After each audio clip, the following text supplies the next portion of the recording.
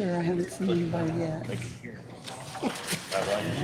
Everyone, it's about 3 minutes before we can start, but I am starting the streaming. Somebody, lady out the health department asked me, who's clicker with me? That's me. So I told her, clicker. Do something different.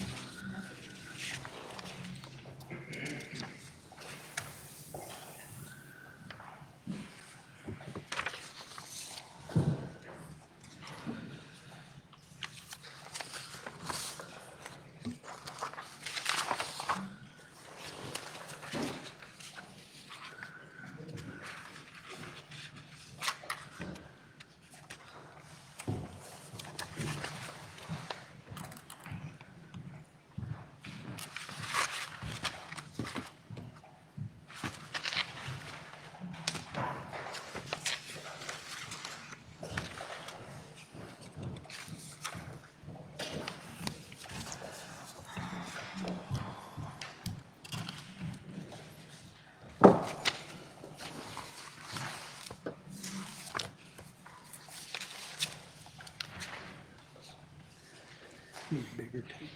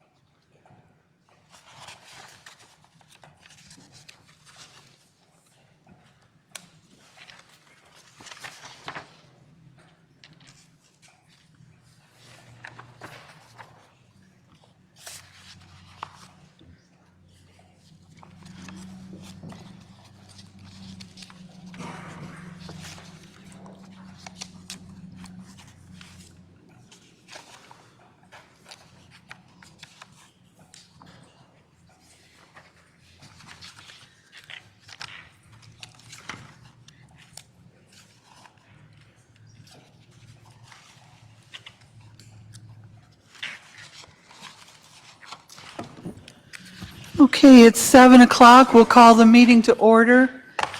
Is there anyone here from the Ministerial Alliance? Hello, I'm sorry I didn't meet you beforehand. My name is Jared Pasquale. I'm a pastor at the Assembly of God. Thank you so much for being here. We appreciate it. If everybody arrives.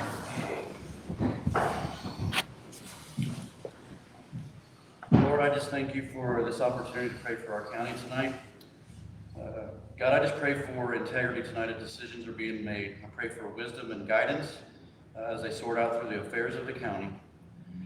Lord, I just pray that you be with everyone that's in this room tonight. I pray that you remove distractions during this time.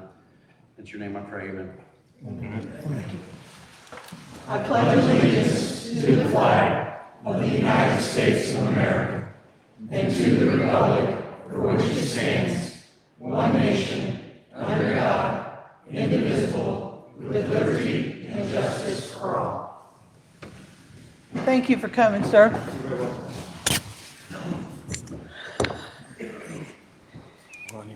Natalie, roll call. Here. Here. Here.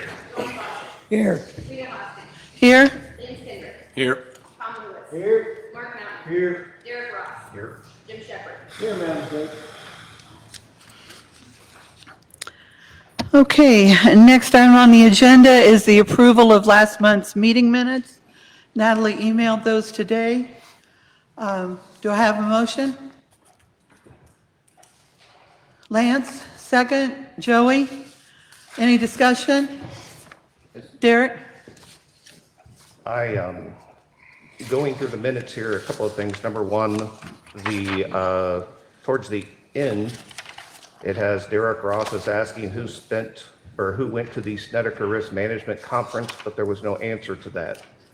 That was posted on here, but I thought I did get names. I had asked for a head count, and I was just wondering why that wasn't put into the minutes. There was no formal declaration of who went. We went back there and watched it, there was no formal declaration. If you want to make that motion now and put it into this month's minutes, that's fine, but there was no answer to the last one. Okay, then you're asking for me to make a motion to give the list of names of who attended No, this? you asked me to include that in the minutes, and I can't because it wasn't a formal response to your question. So if you want the minutes to reflect who went to that conference, you'll need to ask that question again and have it formally answered.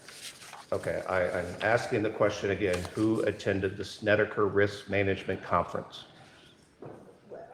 It didn't happen in October like that, though, so we can't amend those minutes. So you would have to have it reflected in this minutes, and you would have to have it in a different section. Right now, you're only talking about October's minutes. Okay, so public comments, where would you like me to ask that question? That would be up to you guys and the board chairman. I'm just trying to help you. How about we just put it under old business? Sounds great, thank you. All right. The second part was the $1,000 flat rate that we discussed about the health insurance. I know that there was some ambiguity in the language, but it seems to be in the minutes here addressed quite a bit. So I was just wondering what the ambiguity of the language was. But I guess we'll ask that under old business also. And then third, the roll call vote was a 5-5 for that adoption of that $1,000 flat rate. I think that should probably actually read 5-4. Aside from that, that's all I had. Thank you.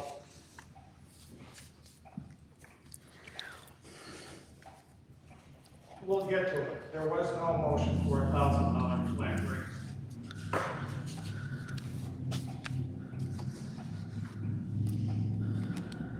I believe there was a motion, and it was voted A on. motion to approve the $1,000 flat rate. Incorrect. We'll get to it later, but Okay. I handed out a memo, a legal memo to everybody on the board on October 29th detailing what the deficiencies were. If you want to talk about it later in the meeting, I'd be more than happy to do that. But you have my answer already. Anyway, 5-4, I think is, instead of 5-5. is Sure, probably- make that adjustment, I apologize. Thank you. Okay, any other discussion? All in favor, aye. Aye. Any opposed, nay? Motion carries. Item 5, approval of emergency meeting minutes and securing outside legal counsel for union negotiations. Do I have a motion on that? Derek? Second?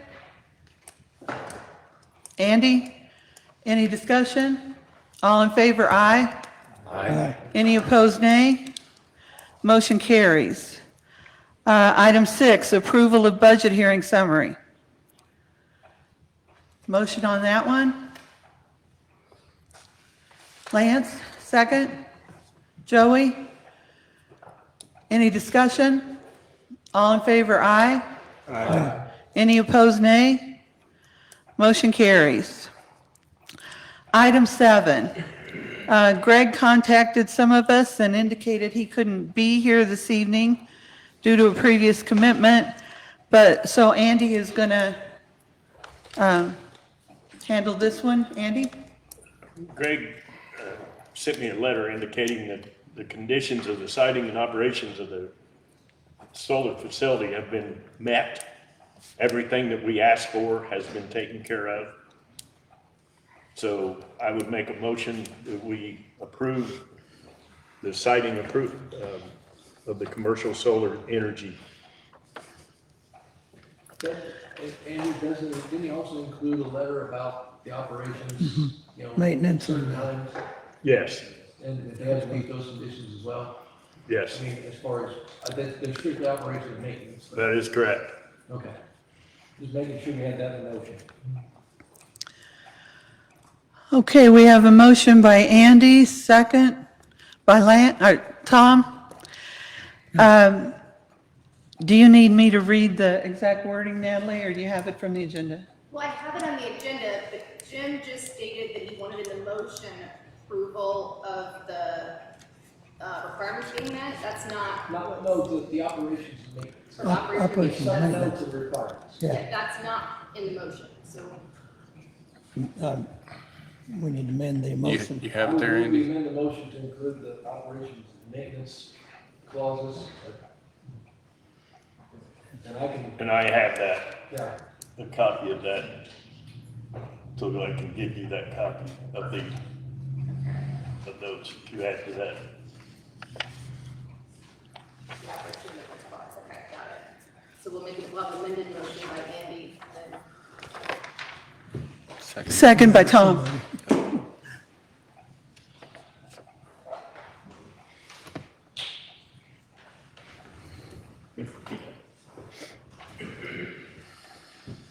Do you want me to email it to you, Natalie?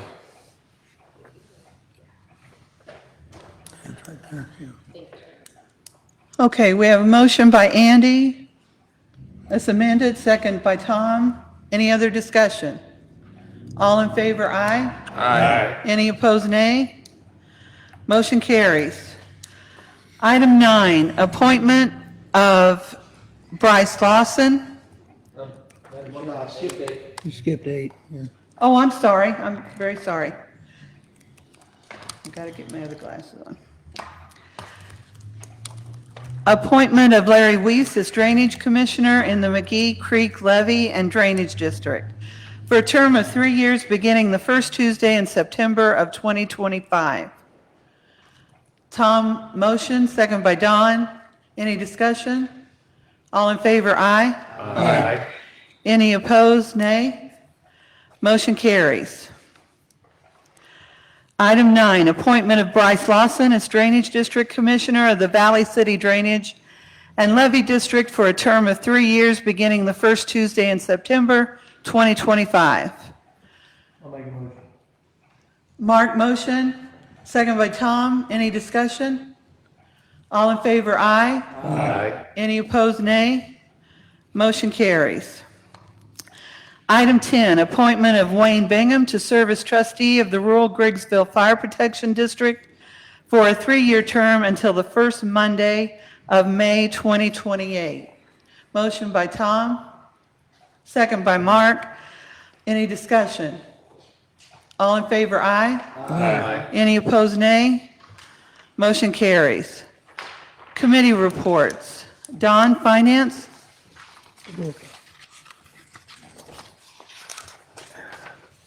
Okay. The Finance Committee, meeting called to order at 4:15 on November 19th, 2025. Members present, Don Foster, Lance Kendrick, Derek Ross. Audits are progressing. County Clerk Natalie and Treasurer Scott Circle started stating information had been forwarded as necessary. Natalie through 2022 and Scott reporting 2022 and some for 2023. Budget is ongoing progress with nothing new to report. Financial policy was a limited discussion with Walker Filbert being out of town. A resolution regarding accounting and reimbursements was discussed. The resolution will be discussed later after Walker Filbert, State's Attorney, has had time to review. Old business, election grant. Natalie reported a modified procedure has been implemented by the state, and Scott indicated he had the info in his office that Natalie needed. Scott, Natalie, County Clerk Office, and Treasurer's Office agreed to work together to coordinate info needed. New business, there was none. Expense and payroll was discussed with Treasurer indicating funds were adequate to cover payroll and expenses. Review of monthly bills, motion by Lance Kendrick, second by Derek Ross, to approve monthly bills of unpaid $86,055.63 and paid prior to committee meeting of $20,106.21 for a total of $106,161.84. Motion approved. Public comment, there was none additional from what was stated during the meeting. Motion to adjourn by Lance Kendrick, second by Derek Ross. Motion approved. Meeting adjourned at 4:44 PM. And there is a list of guest presents of Scott Circle, Catherine Raftery, Natalie Roseberry, Nicole McDonald, Jim Shepard, Anita Andrus, David Ifner, Kim Ader, and Bryce Kleckler. Okay, do I have a motion to approve the finance minutes? Tom, second by Derek. Any discussion? Derek? Don, I had a question I forgot, or a couple of questions I forgot to ask that day. Had you heard any more about the CIC Paycom merging? Any answer on No, that? I have not. Okay. I And need then to check in. secondly, and I apologize, I didn't ask it that day. It wasn't until after we left I thought about it. But I remember having 3 mileage reimbursements for you. There were 2 UCCIs and then one for the Snedeker Risk Management Conference. I thought you had ripped that one up.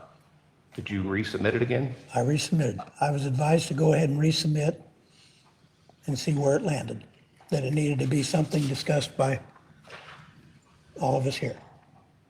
Okay, thank you. Any other discussion? Joey?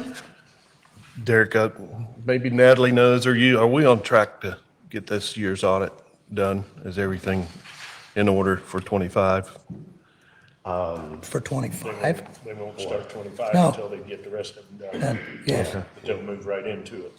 We're, But anything we've been doing wrong, are we doing it right now, or do you know? There's not been any changes made no, that I know no. of the 20 items that were Right. suggested. I don't believe there's any movement on that.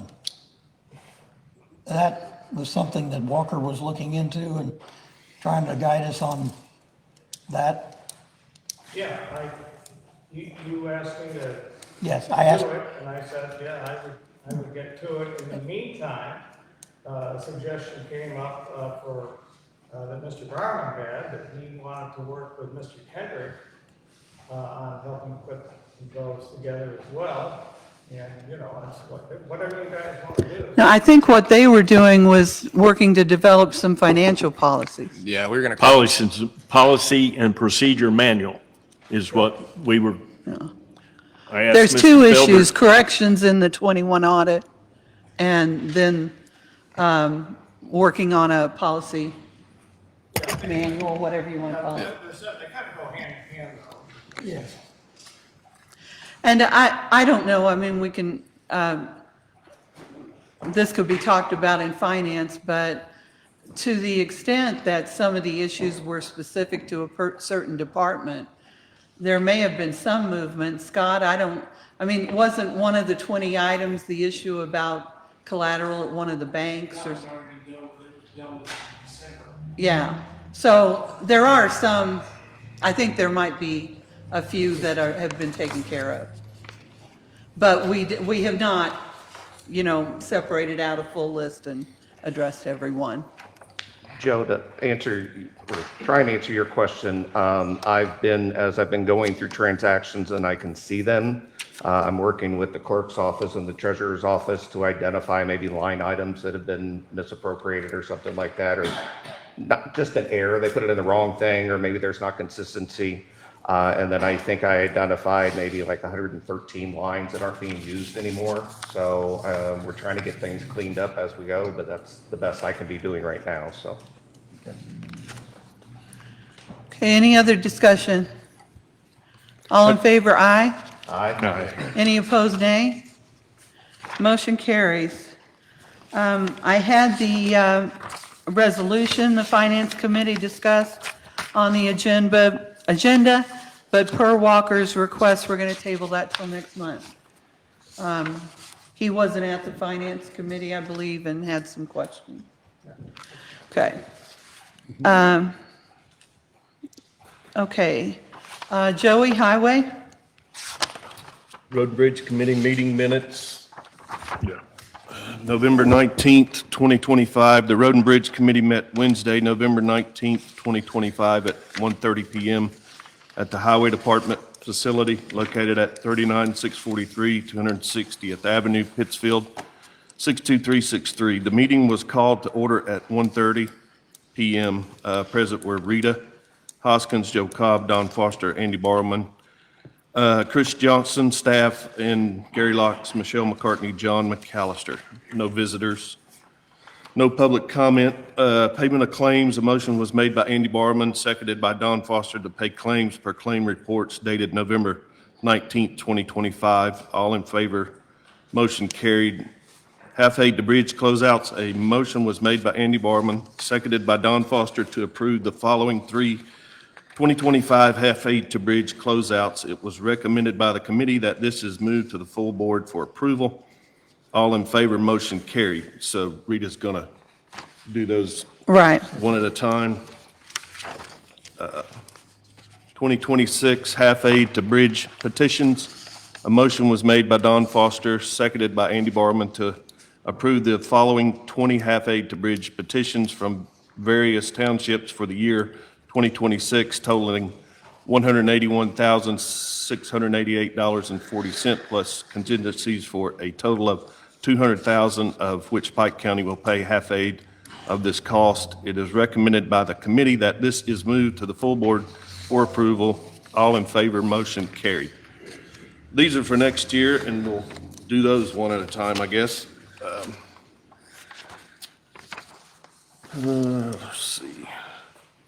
2026 County Motor Fuel Tax Maintenance Resolution. A motion was made by Andy Barman, seconded by Don Foster to approve the 2026 County Motor Fuel Tax Maintenance Resolution in the sum of $572,153 and to execute the appropriate resolutions as required by the Illinois Department of Transportation.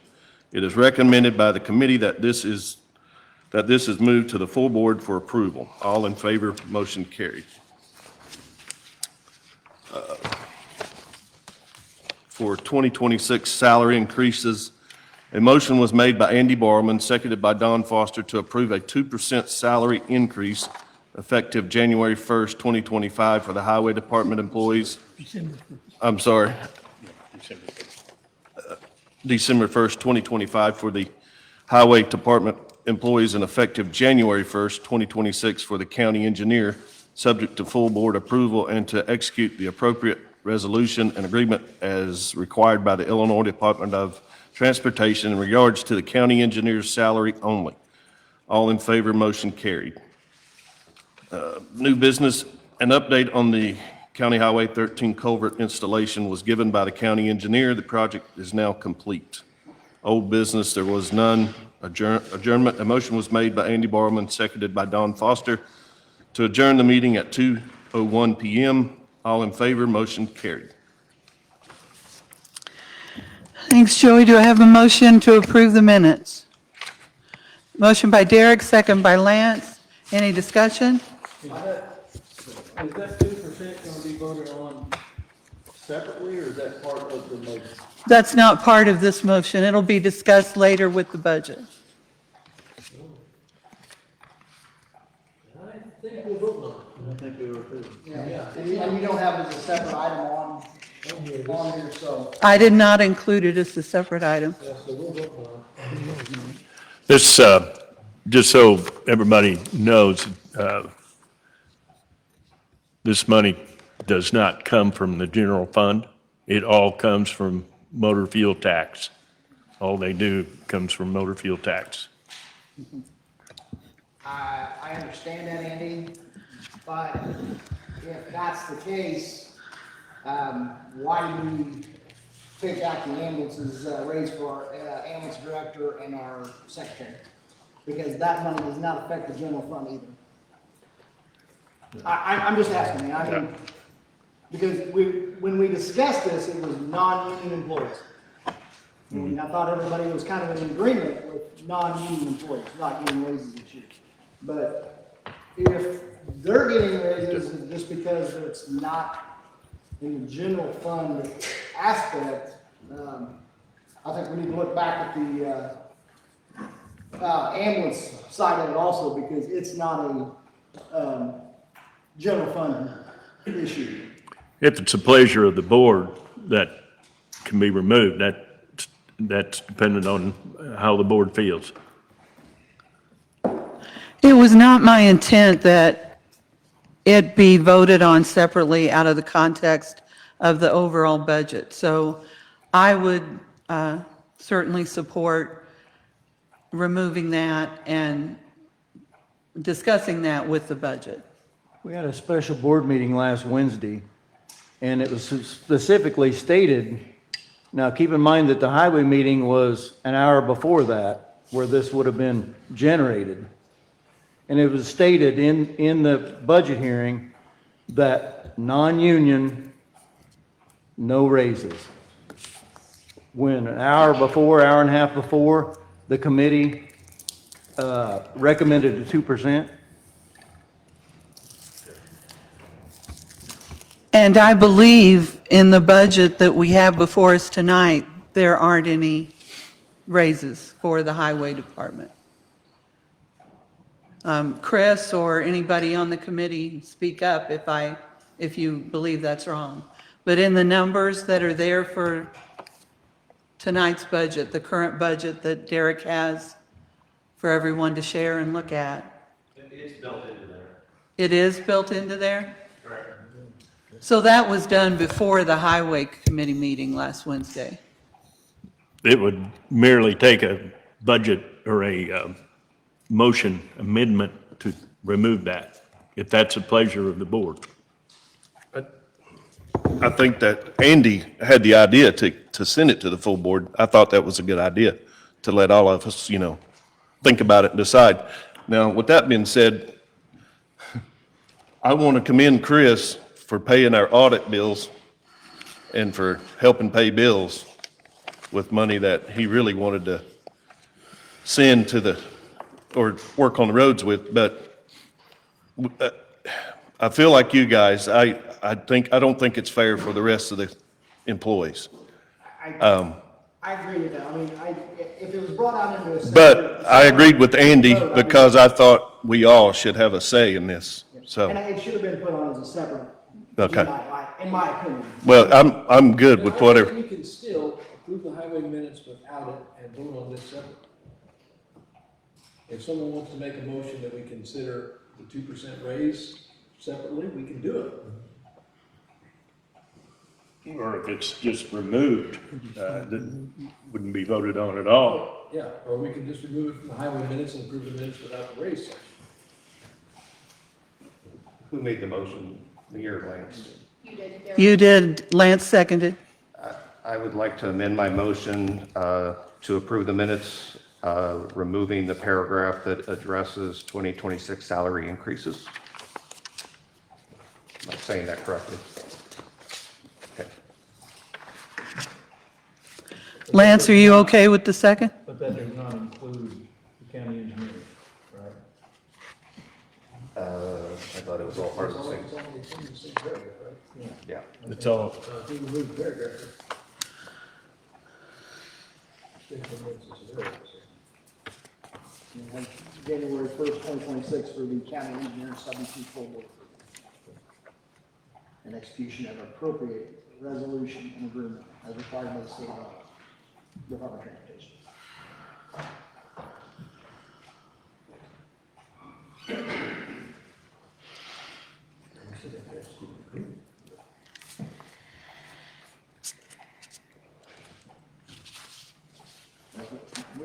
We don't have that agreement yet, do we, Chris?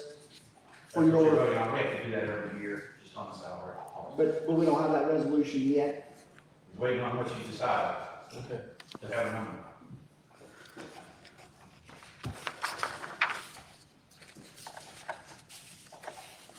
Okay, we got a motion. Motion second, yep. Motion and a second with it removed. Any other discussion? All in favor, aye? Aye. Any opposed, nay? Motion carries. Okay, back to the approval of the half-aid closeouts.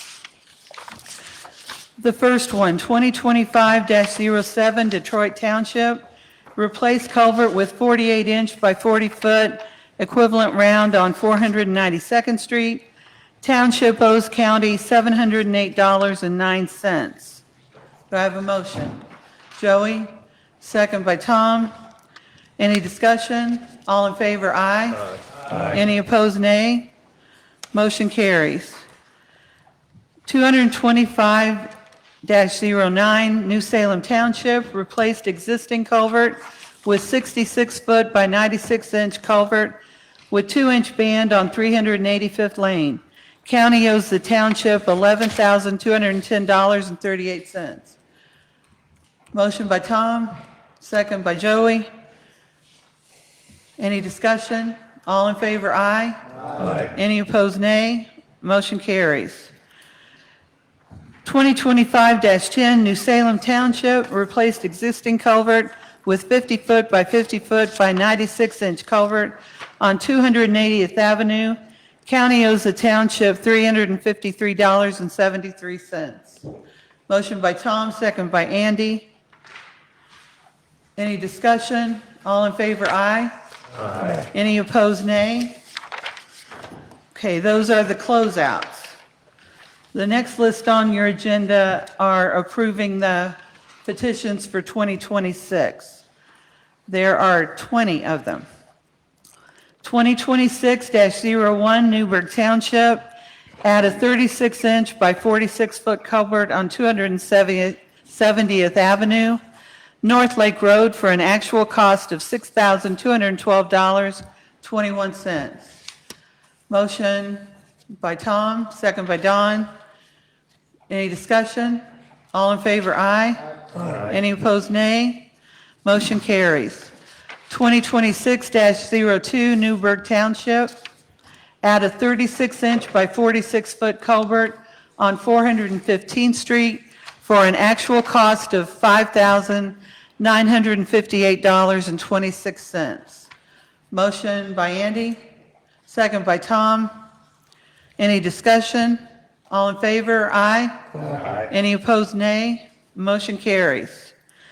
2026-03 Atlas Township, replace existing culvert with a 72-inch by 50-foot one-piece culvert on Jimtown Hollow Road, top end of the hollow approximately 3.25 miles west of Summerhill, for an estimated cost of $16,000. Motion by Tom, second by Jim. Any discussion? All in favor, aye. Motion carries. I'm sorry, any nay? Motion carries. 2026-04 Dairy Township, build up road and add a 36-foot by 30-inch one-piece culvert for an actual cost of $5,313.19. Motion by Tom, second by Don. Any discussion? All in favor, aye. Any nay? Motion carries. 2026-05, 05A, 05B, 05C, Hardin Township, one project, 3 locations. 05A, replace existing culvert with 24-inch by 34-foot on 190th Avenue, mile east of 430th Street for an estimated cost of $2,500. 05B, replace existing concrete on 190th Avenue just west of Kennedy Bridge for an estimated cost of $5,500. 05C, replace existing culvert with 24-inch by 48-foot culvert on 190th Avenue and 450th Street for an estimated cost of $3,300. Total estimated cost for all 3 projects, $11,300. Motion by Don, second by Joey. Any discussion? All in favor, aye. Any opposed, nay? Motion carries. 2026-06 Fairmount Township, replace existing culvert with 36-inch by 40-foot plus band on Perry Fishhook Road, east of Lozels, for an estimated cost of $6,978.61. Motion by Andy. Second. Tom? Any discussion? All in favor, aye. Aye. Any opposed, nay? Motion carries. 2026-07 Fairmont Township, replace existing culvert with 30-inch by 40-foot plus band on Perry Fishhook Road, fourth culvert past Dozers, for an estimated cost of $5,398.80. Motion by Andy, second by Tom. Any discussion? All in favor, aye. Aye. Any opposed, nay? Motion carries. 2026-08 Fairmont Township, replace existing culvert with 36-inch by 50-foot band on Perry Fishhook Road, third culvert past Dozers, for an estimated cost of $5,851.61. Motion by Don, second by Andy. Any discussion? All in favor, aye. Aye. Any opposed, nay? Motion carries.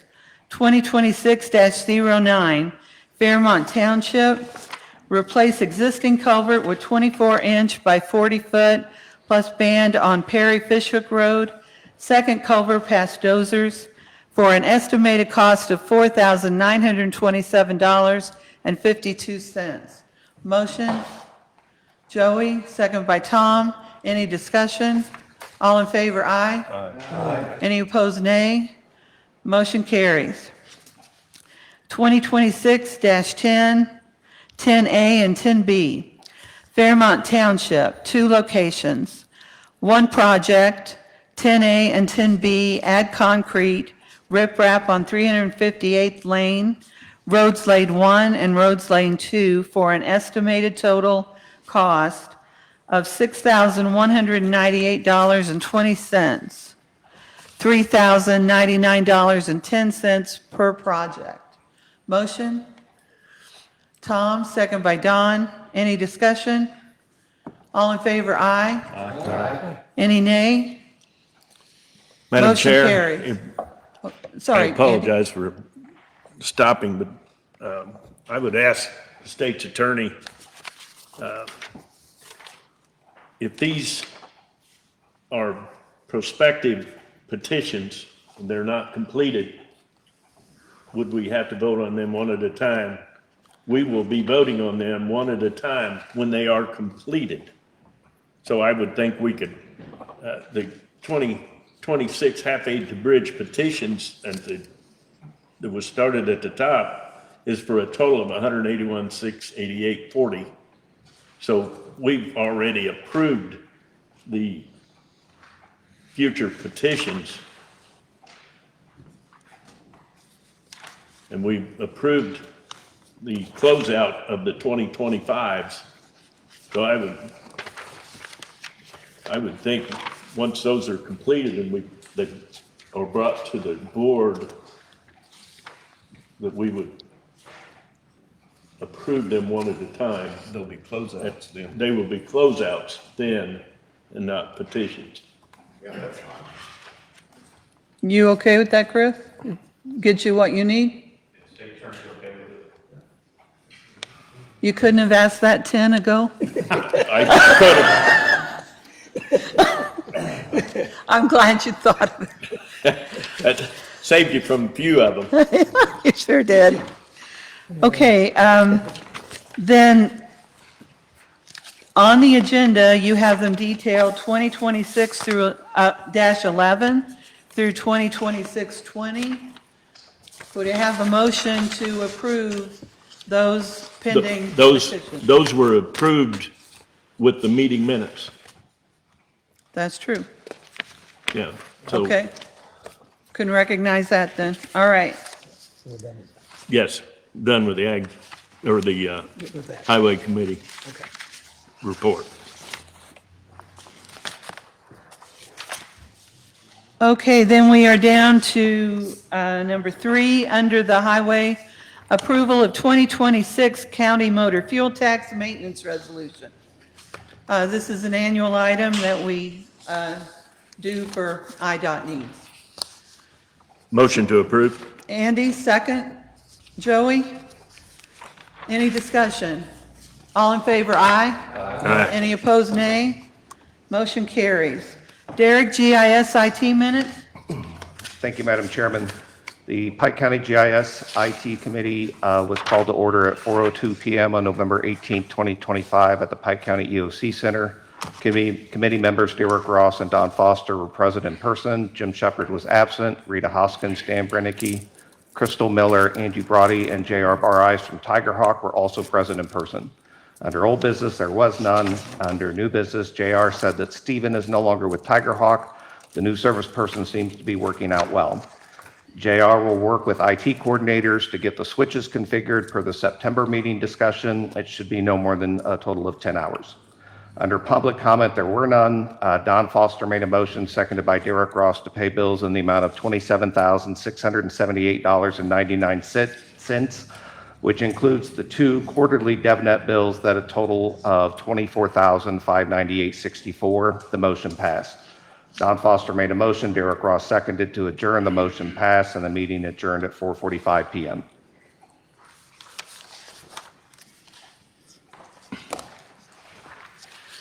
Okay, do I have a motion to approve the IT minutes? Tom, second. Derek, any discussion? All in favor, aye. Aye. Any opposed, nay? Motion carries. Lance, Building and Grounds. Thank you. The Pike County Board Building and Grounds Committee met November 19th, 2025 at 6 p.m. Attendees were Lance Kendrick, Tom Lewis, and Rita Hoskin. At 6 p.m., called the meeting to order. Tom Lewis made a motion to approve $20,170.46 in unpaid bills and $229.42 in paid bills for a total of $20,399.88. Lance Kendrick seconded the motion. Motion carried. Old business, discussed storm damage claims. Tom Lewis mentioned that Casey signed a contract for Morton to make repairs under warranty, and I sent a request for bids to Sheriff Greenwood to review for posting. New business, a request has been made to purchase county-owned property in a flood buyout area. We need to determine if there are any restrictions on that property that prevent it from being sold. So, no public comments. Tom Lewis made a motion to adjourn. I second. Motion carried. 6:06 p.m. Meeting adjourned. Okay, thank you. A motion to approve? Andy, second by Tom. Any discussion? Joey? Where was that property? It's flood buyout area in the East Hannibal area. I got to send something over to Walker to see what all that would take. It's currently on the county-owned property, so it's not really benefiting us a whole lot, but I don't know. It's a discussion we need to have. Lance? Yeah. We have sold that property in the past. Okay. The old, we actually sold a building on East Hannibal back in probably 03 or 04. It was flood buyout. Now, I've also, that was when Frank was state's attorney. I think it came up under a different state's attorney that they didn't think we could sell it.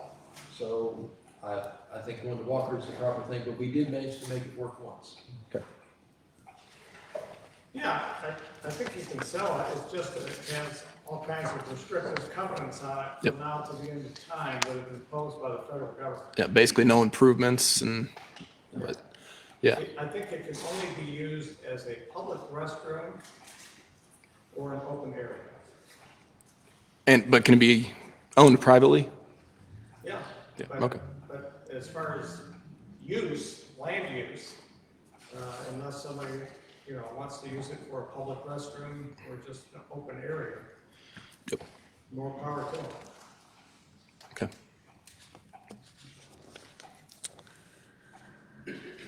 And Rita, you said they sent that request directly to you, right? Yes, So if you could forward me that, I'll work on that. I will do that. Thank you.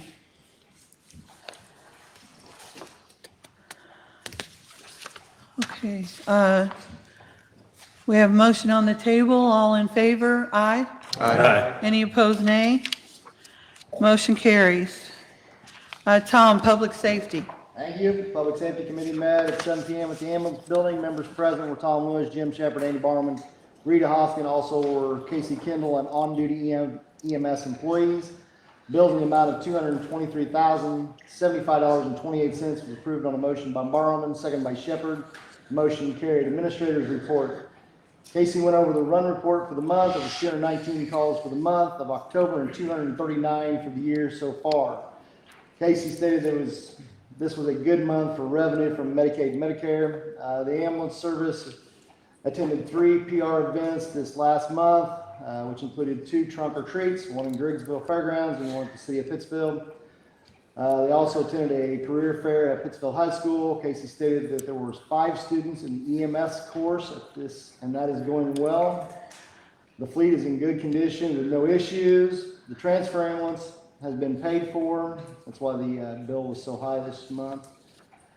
And we expect to have delivery midsummer 2026. The frontline ambulance is scheduled for delivery in 2027. The question was asked where there were first responders in the county. There were first responders in the following areas: Pleasant Hill, Nebo, New Canton, Hall, Kendrick, Bayless, and Perry. We're always looking to add first responders in the areas of the county. New business, none. Old business.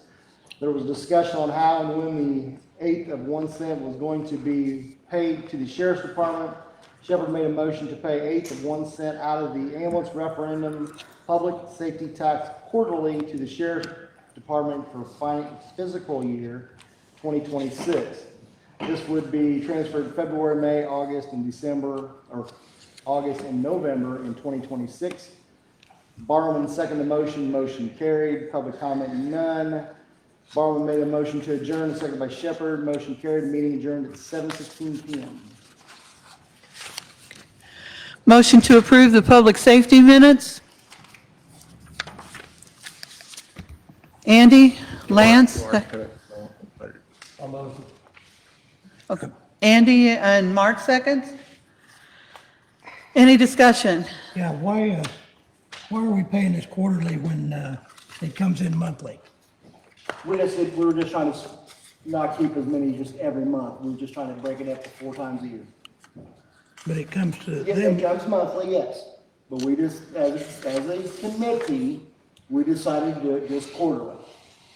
That was our discussion and our recommendation.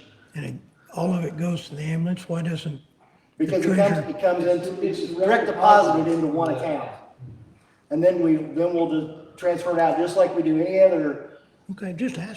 funds that we do. It Okay. just goes out. I just wondered why it It's wasn't easier to split. do it 3 or 4 times a year than do it every month. Well, I thought it come into the treasurer's office and out, and that's why I was asking why it wasn't done monthly like it come in, so. No. Okay. Okay, Joey?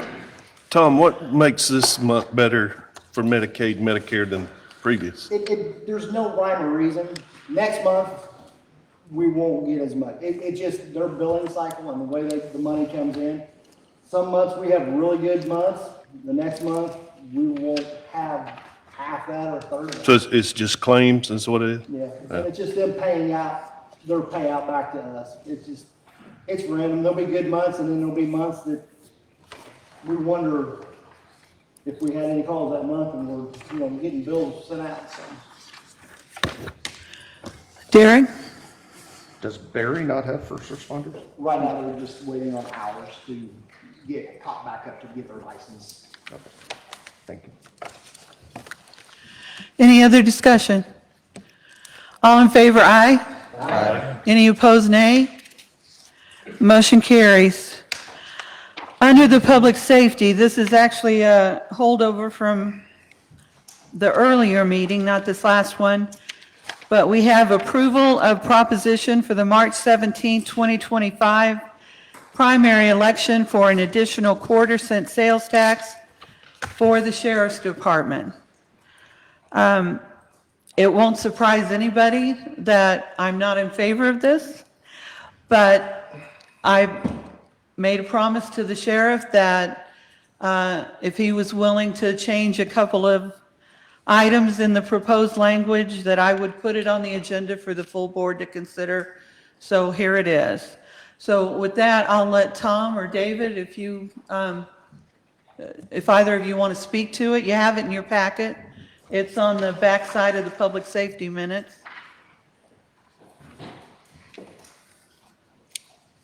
when David approached me with this, I mean, he basically brought it to the safety committee, because that's kind of where it needed to start. He just wanted to get it so we can get it on the ballot for March and allow the general public to decide either yea or nay. Correct. It's simply a revenue issue. We all know where we are, and my request is to put it on the ballot and let the people of Pike County decide whether or not they want to do that or not. What'd she say? They're saying use your microphone, Oh. please. You're not close enough. Okay. Unlike me, you have the problem of being too tall, I guess. Yeah, I guess so. Mr. Vilbert, have you reviewed the language? Yeah, it's fine.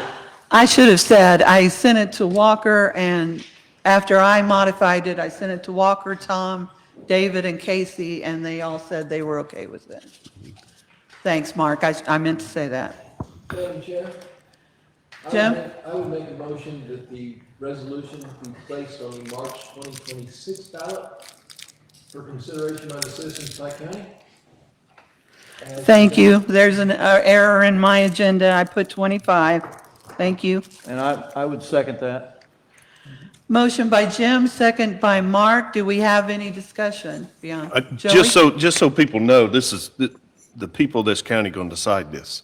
We're not putting this on there tonight. So I think this is the best way to make decisions. So, It's a fair tax. yeah. So the people can decide in March. Derek? Assuming that it would pass, when would it be implemented? Like April 1st or? No, I believe I thought it'd be January 1st of 27. Okay, so it would still have That's to the way wait. I understand it. Okay. You might check on that. Okay. A lot of it might be the Some of state. those, after they're passed, you send them off and it takes a couple months to process, but I knew, all I can say, when we did the 911 tax on cell phones, that took 3 months after passage. Okay. So it might, Could be soon. it could be soon, you might do some Okay. research. Okay. Has anyone ran the numbers as far as what it might generate, David?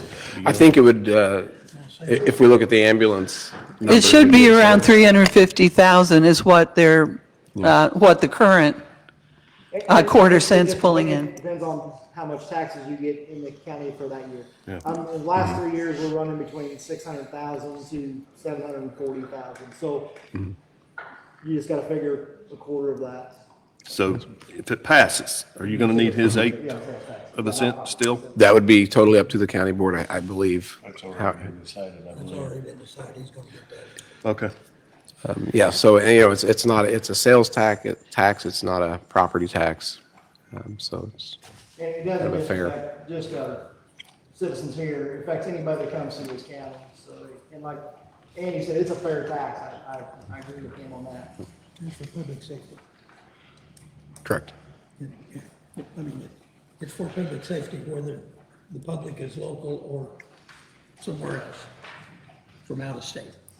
Yes, yes.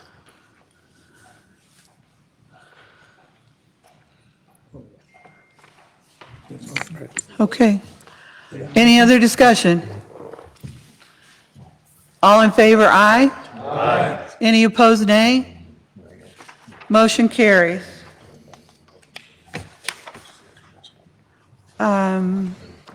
Thanks, David.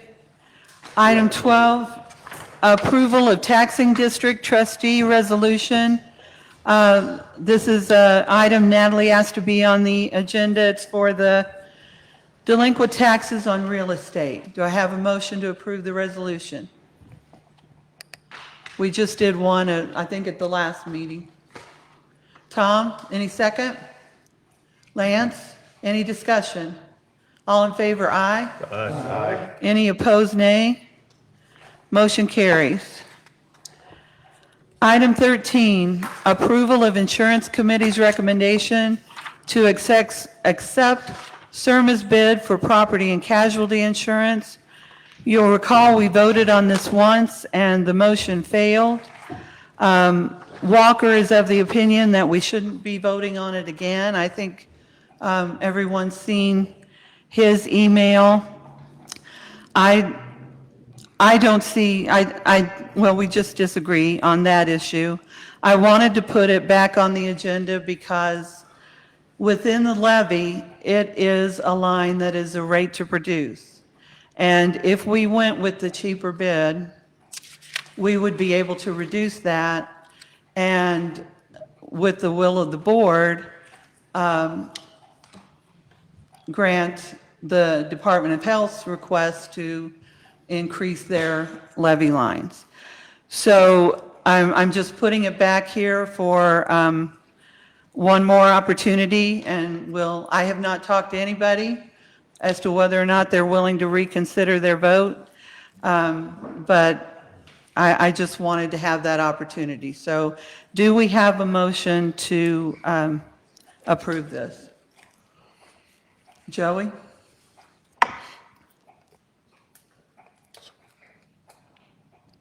Oh, I'm sorry, okay, motion by Joey, second by Lance. Any discussion? Yes, I think since we're live on Facebook and State's Attorney sent out his opinion to us, I think he needs to address the board and Pike County again on this subject, if it's permissible with him. I'm fine with that, Walker, if you want to. If you do, though, would you please use the mic? Yeah, of course. Yeah, you're the client, so if you want me to talk about legal advice, that's your prerogative. Real simple. Let's go back and look at the history of this. The newly constituted board has made it known to everybody that they wanted to send out a bid for the property and casualty insurance. The chair, as is her prerogative, sent out a courtesy letter on, I believe it was June 30th of this year to ICRMT. I said that correctly, I hope. That letting them know that the board was intending to bid out the property and casualty insurance. The insurance committee met in July and formulated a bid package that was approved. That bid package was published and with certain due dates for a sealed bid to be presented. Before the deadline, 2 entities presented bids pursuant to that bidding process. One was ICRMT, who has been our property and casualty for approximately 30 years now, and the other was CIRMA. Those bids were then, those sealed bids were then opened at a public meeting, insurance meeting, I believe in August. And at that time, discussion was had. On that date, a representative from ICRMT was here, Mr. Snedeker, and presented some opinions and comments on the bids. And at that time, some other questions were brought up. And the bidding process, there was a motion made in the insurance committee to table further consideration until some additional information could be ascertained. Additional information was ascertained. I communicated that information to the board. Specifically, it was, and this was stuff that I was learning for the first time as well, that our relationship with ICRMT is actually an intergovernmental cooperation agreement with other public entities that use Snedeker risk management for the property and casualty component. It's kind of like a pool. And also that CIRMA, C-I-R-M-A, is also an intergovernmental cooperation entity of other public entities that uses Gallagher, I believe, as the insurance entity that helps manage the property and casualty risk. The bids that went out were for exclusively the 2026 fiscal year. It was further ascertained, I was able to acquire the copies of the intergovernmental cooperation agreements, which are contracts. The one that we're currently in with ICRMT and the one with CIRMA. They were very cooperative in providing all that information. And as communicated to the board, the CIRMA agreement was actually, even though the bid was only for 2026, the agreement with CIRMA is actually a 3-year commitment. And then there was a subsequent insurance committee meeting where both these bids were further discussed. CIRMA representatives were able to provide their input at the meeting, I believe remotely, but it was all in an open meeting.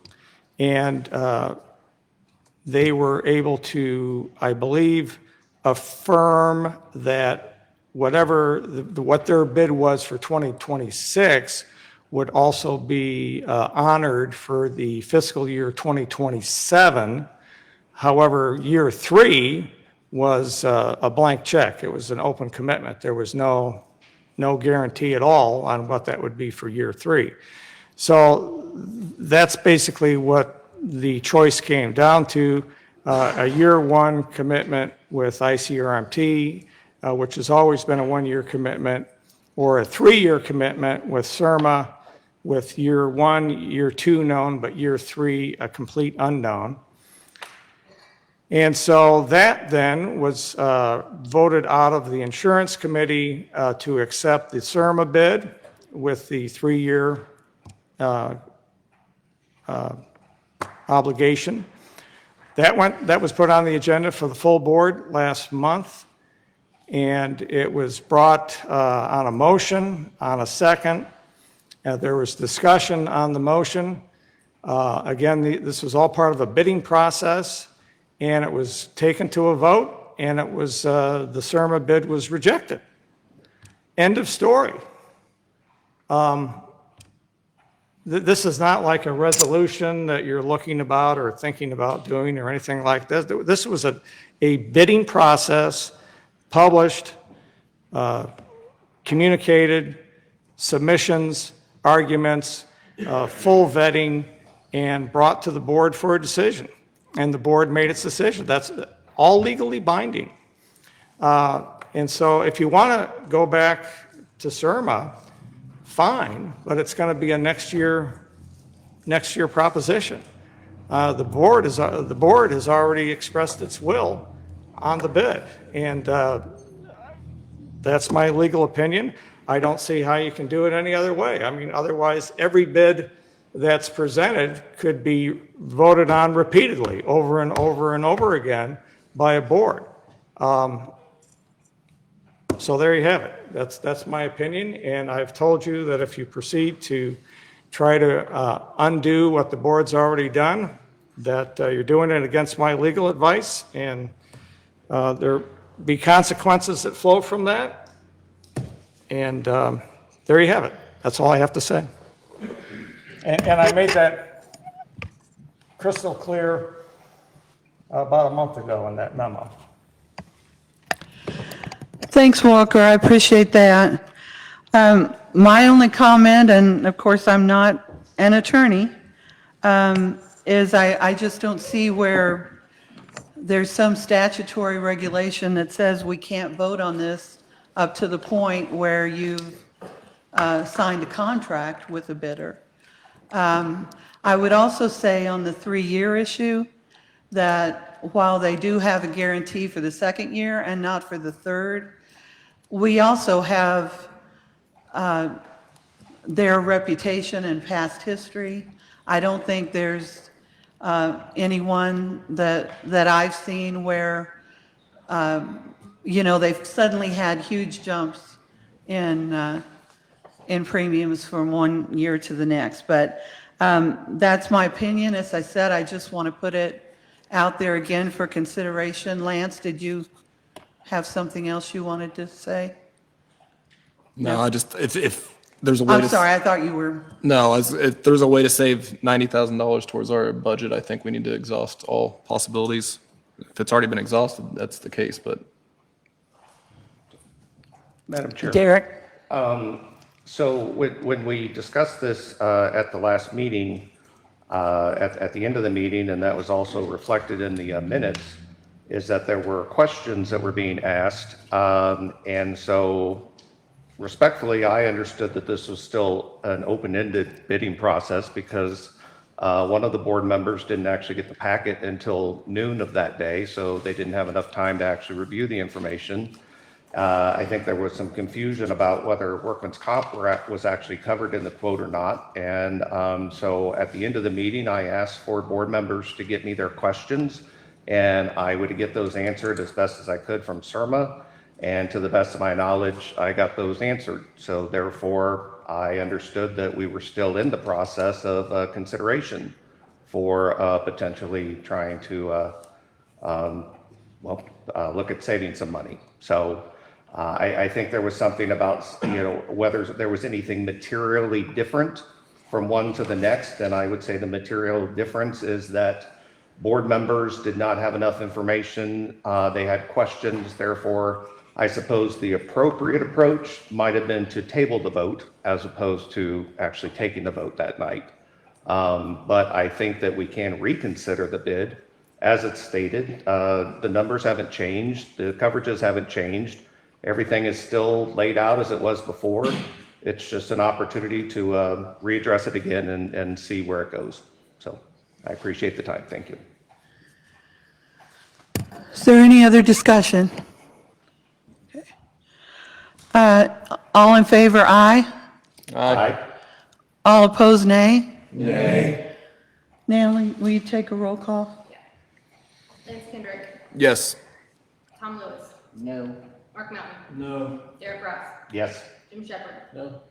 Andy Barton, No. Joey Cobb, Yes. Don Foster. No. Okay, it's 5-3, is that what you had? And the motion fails. Okay, item number 14, approval of 2025 budget amendment. The first one I have in my packet is the tuberculosis fund.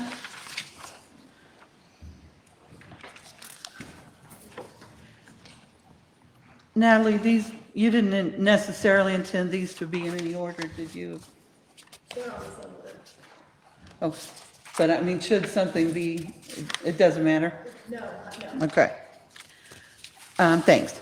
Okay, tuberculosis fund.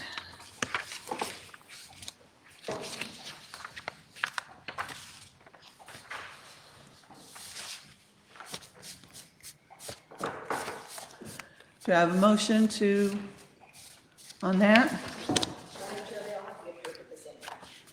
Oh, all approved, I'm sorry. Well, And it's a 2/3 vote.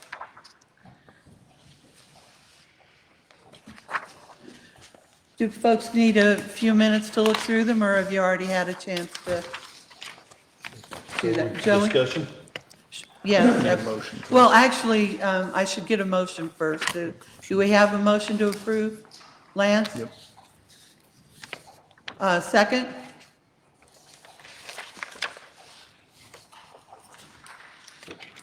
Are we doing them individually or all at once? Natalie says they have to all be at once. Walker, you concur with that?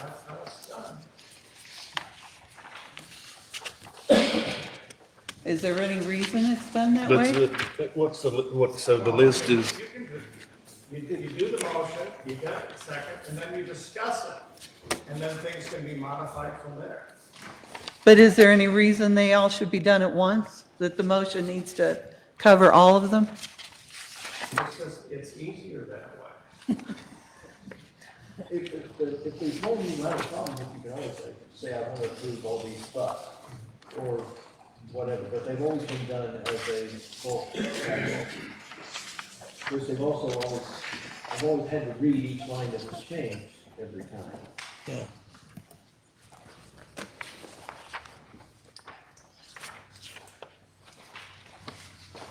Okay, then, I'm still waiting on a second.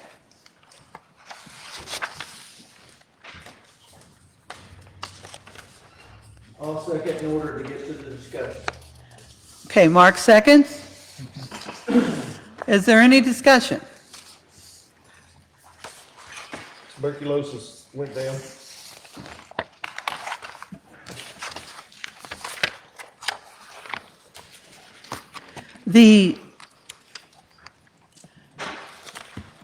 When you say went down, Joey, what do you mean? Or what's the change? What's the change in the tuberculosis fund? Since the levy was reduced, they reduced their budget. Yeah. The levy was cut down to that $26,000 from the full levy for the 29, so they reduced their budget. That's all that reflects. This is 2025. Yeah. Okay. Is that fund balance ending number correct, where it's $16,751 for the last 3 years? I would guarantee you that's not. The last report we got from the treasurer's office, I showed the balance in there, but it was in no more than a few $1,000. I mean, under 10. Scott, you get, yeah. No, it's paid out each year. Kim, did you have something? Or, sorry, Madam Chair, Kim was going to ask a question.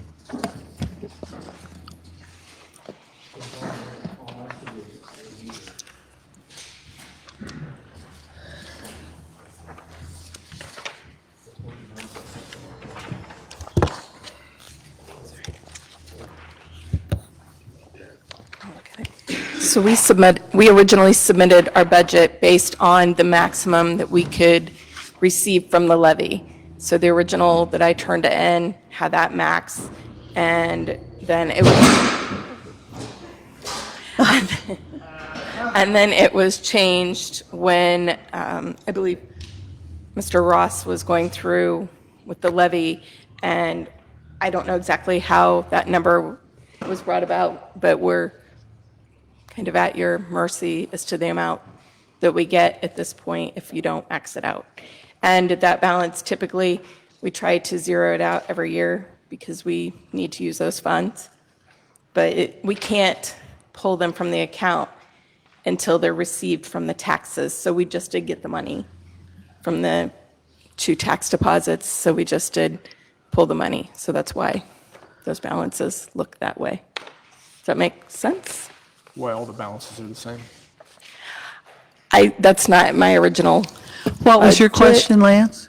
I was confused on why the ending balance was always the same. It's not really, it doesn't really affect the amendment, just the. Yeah, I would say that it's not accurate at this point. Okay. I submitted the original, but then I haven't made any of the other changes. So I think just when the amount that was levied was changed, everything else just was left the same would be my guess. Is that Yeah, no, it's, answer? thank you. Just kind of at your will on that. While you're up there, Kim, does anyone have any questions on the other page with the health department?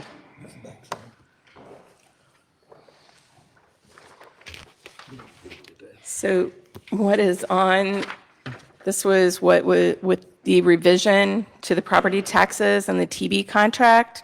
As you'll see, it doesn't balance. We were waiting to find out what all was going to happen with that levy, and we weren't sure where it was going to be. So I believe Derek changed those 2 amounts and left everything else the same. If that is where those numbers stand versus the max that would have been 420,000 approximately on the property taxes, then we would need to adjust all of the expenditures to get it a zero balance. But we have not submitted any of those changes because we weren't really aware of exactly where we were going to be. So you've got on there that expenditures were $46,000 roughly, more than revenue Under. at this point. Yes, with those revenues, we're going to be, But you had a beginning balance enough to be able to cover it. well, those, I don't believe that those numbers are probably accurate at the bottom either. No, it's not going to be, like, something, I mean, we're going to be short. I read, last time I believe we were approximately $76,000 short. I could get my notes if you guys want more specific. What this was showing, that yes, you were spending more than the revenue, but you had a starting balance enough to cover that shortfall for this year. Well, again, I didn't Okay. adjust this budget, so the budget that I proposed, it should have been in there, I believe. But we're waiting on those adjustments to go through because we really don't know, because we don't control that portion of our revenue. Questions? Thanks, Kim. Thank you.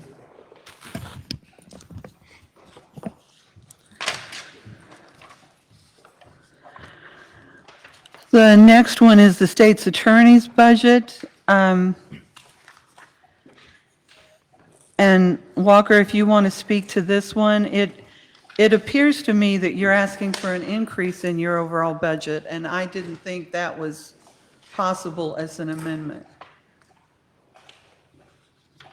Well, I laid it all out there and what happened. So, I mean, my overall budget's under. So, I'm just telling you why it's different.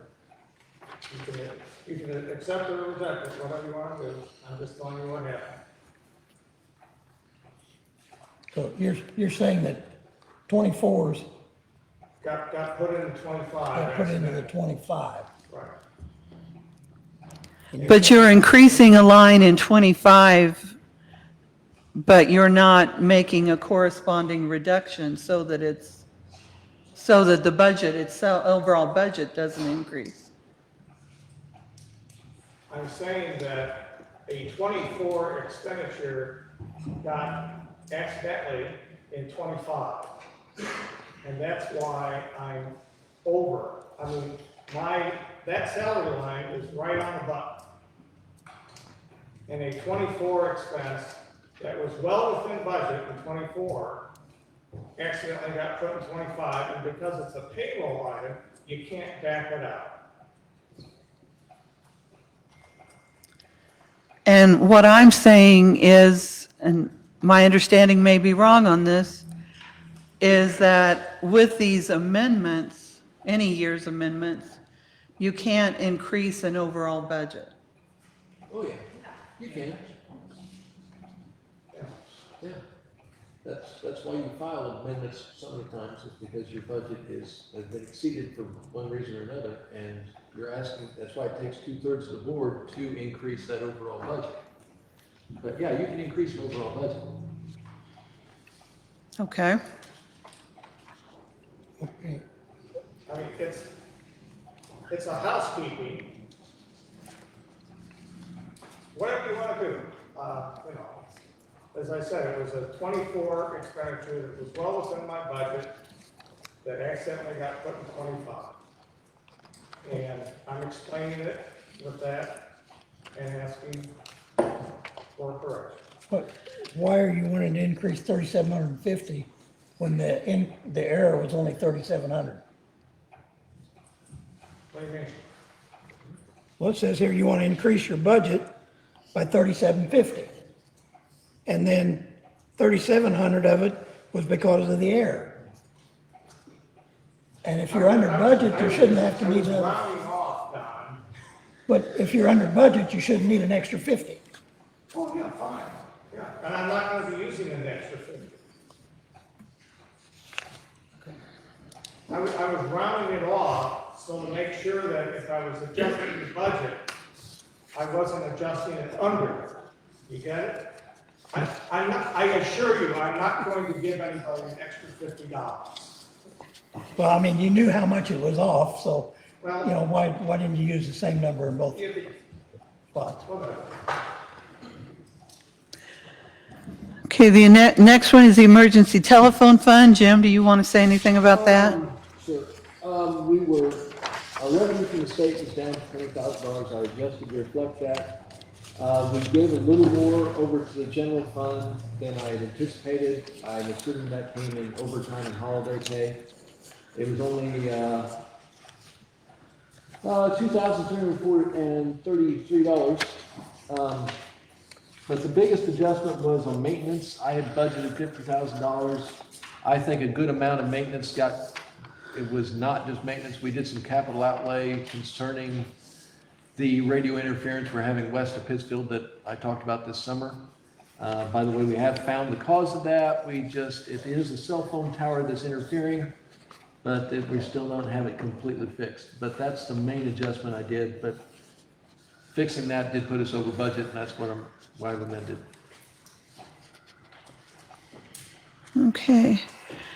And then the sheriff's office and the ambulance department. David, do you want to make any comments on the sheriff's amendment?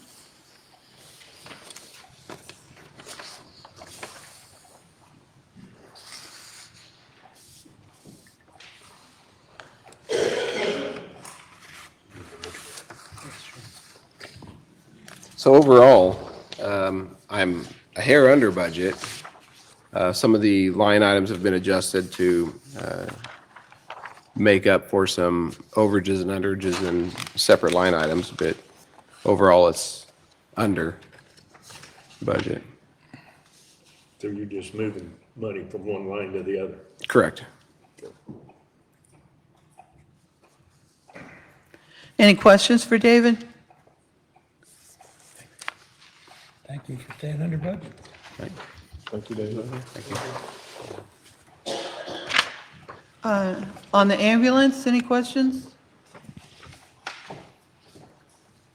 Is it Don? up or down, or what's the final? Casey? What are we doing here? Looks like it's going up 7,000. 17,000?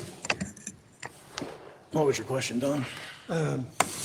Which way are we going, up, down, on your budget? Yeah, Dave said his was under, and Right, so ours will be going up because there's going to be a purchase of a new frontline ambulance coming up for Right there. 2026. Casey, do you mind using the ambulance? Or, you mind using the microphone, please? Yes, yeah, so for 2026, it's going to increase because we have a purchase of a new frontline ambulance, 365,000, I think. okay. No, we're talking about the amendment for Oh, 25. amendment, yeah. There was slightly up on supply cost and uniform cost, but overall in the end, like the sheriff's department, it's going to come out, at budget or under budget. Okay. Just moving things from one line to another. Okay, well, that's what I was trying to figure out, which line here to look at. One, it's about 17,000 Yeah, difference. Right. And I was trying to see whether he's going up or down, or, no, it should come in. All right, on the net income. yeah, here's 17 and here's 17. There's that. Now here's a net change in position. And then, And I think largely that's supply cost, medical supply cost, okay. And vehicle maintenance. and vehicle maintenance with it. But you think you're going to be under? Yeah, or just slightly over, yeah. So it looks like here it's gonna be $7,000. Yeah. Higher Where are you getting 7? between this one. Between this one and this one, 7? Yeah, this one was 17. Yeah, but about that one's 7,000. 7. Okay, I see it. But at the same time, it looks like the fuel and utilities are down quite a bit. They are, yeah. Okay. Yeah, I see it now. Thanks, Casey. Sure, no problem. Any other questions? Any other for Casey? Thank you. And then we have the assessor's office next, I believe.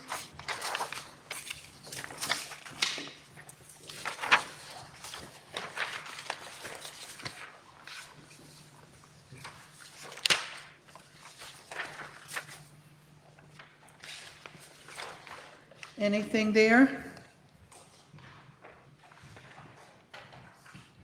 It's up.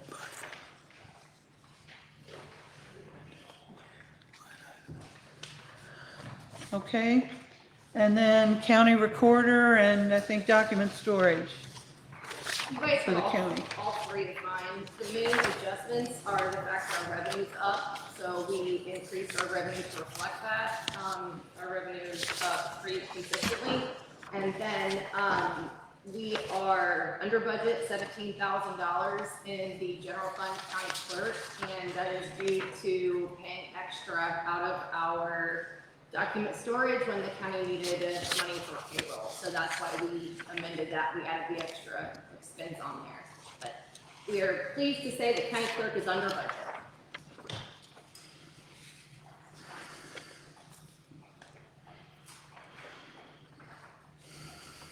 Any questions? What was you said there's a pretty significant increase on the e-recording fee.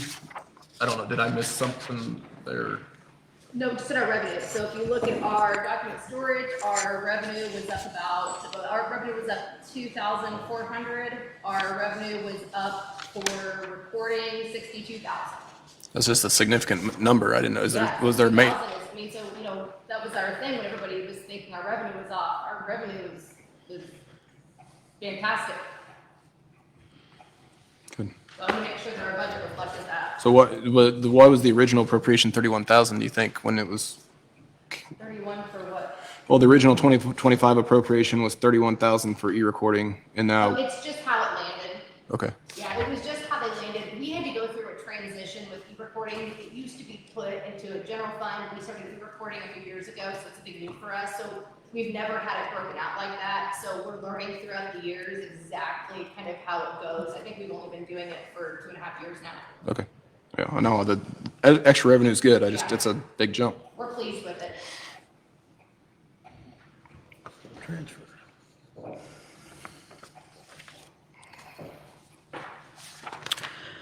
Any other discussion? Madam Chair. Derek? I would just, again, like to make my statement that I think the way we're going about this is just absolutely crazy. We've got 6 days left for the rest of the fiscal year, and now we're doing amendments. The whole idea behind doing amendments is to be able to keep track of what's appropriated, and then noticing as people are approaching their appropriations, to then be able to either allow them to make an amendment at that time, or to not allow them to continue spending. So in my opinion, all we're doing here is just trying to catch the horse after it's out of the barn. I've expressed my disagreement in this whole process, basically the whole time I've been on the board. It doesn't make any sense to me to approve amendments for money that's already been spent. The idea is to do the appropriation, track the appropriations, and let the departments realize where they're coming in based off of what they appropriated. And if they need more money, to then give the explanation of why they need more money and let the board vote on it at that time with a 2/3 vote, not after it's already done. So I understand Mr. Filbert's comment of the housekeeping. I honestly don't understand what the point is at all. If we're going to sit there and try and pass a budget, but then not hold departments accountable for what's appropriated until the end of the year. And then after that, what's it really matter? So.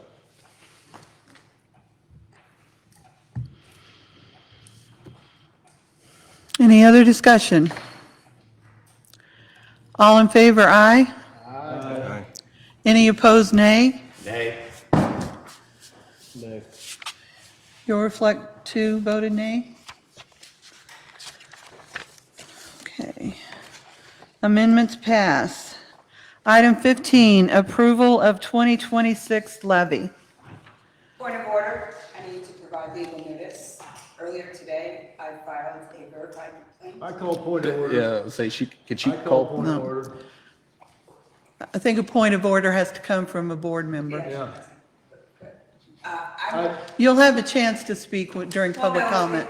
So I filed a verified complaint and an emergency motion for a temporary restraining order today by County Circuit Court. The judge will review tomorrow. Yes, The judge will review it tomorrow. please. She has a legal process, she knows how. Any vote that is taken tonight on the budget or levy may be reversed by the court's ruling. Thank you.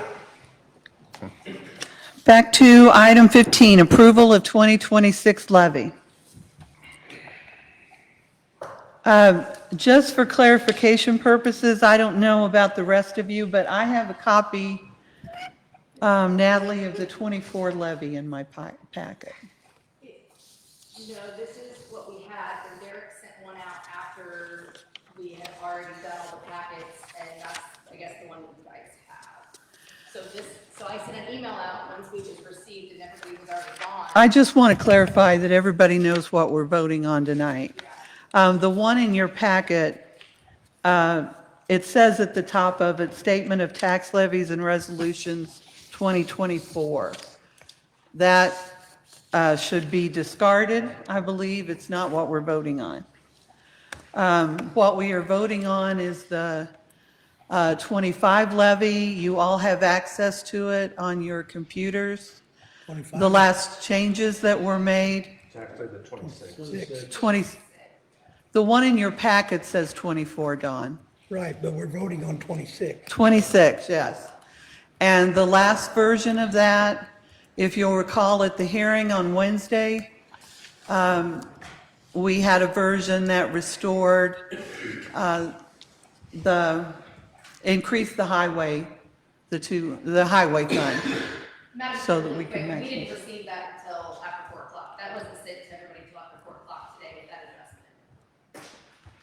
So I think it was discussed, but nobody had ever submitted the formal levy to our office at all until after closing. So does everyone have access to the accurate levy? Does anyone have any questions what we're voting on tonight? I just want to be clear. So the total 2026 is 4,471,578. 557. 578. 78. 4471578. 578. Okay, I've got all right. 578. The road and bridge fund is the one that I adjusted to 100,000. It originally was at 105. And the federal aid got bumped up to 203 from like 198 or something like that, going off of memory. So, 197, 854 was what it was. Right, So 203,116. right. So, but the key thing for everybody to know is that we are still at 9.26%, which was what was submitted for our truth in taxation. So it was just squeezing that balloon, as I said before. We lowered 5,000 or whatever it was and just raised another one. But we're still at the same number. 9.26%. Right. Which one did you raise? Which one did you raise? Raised the Federal. federal aid matching fund to 203. Oh, that's what I have. 116. That's what I've got. Okay. Yep.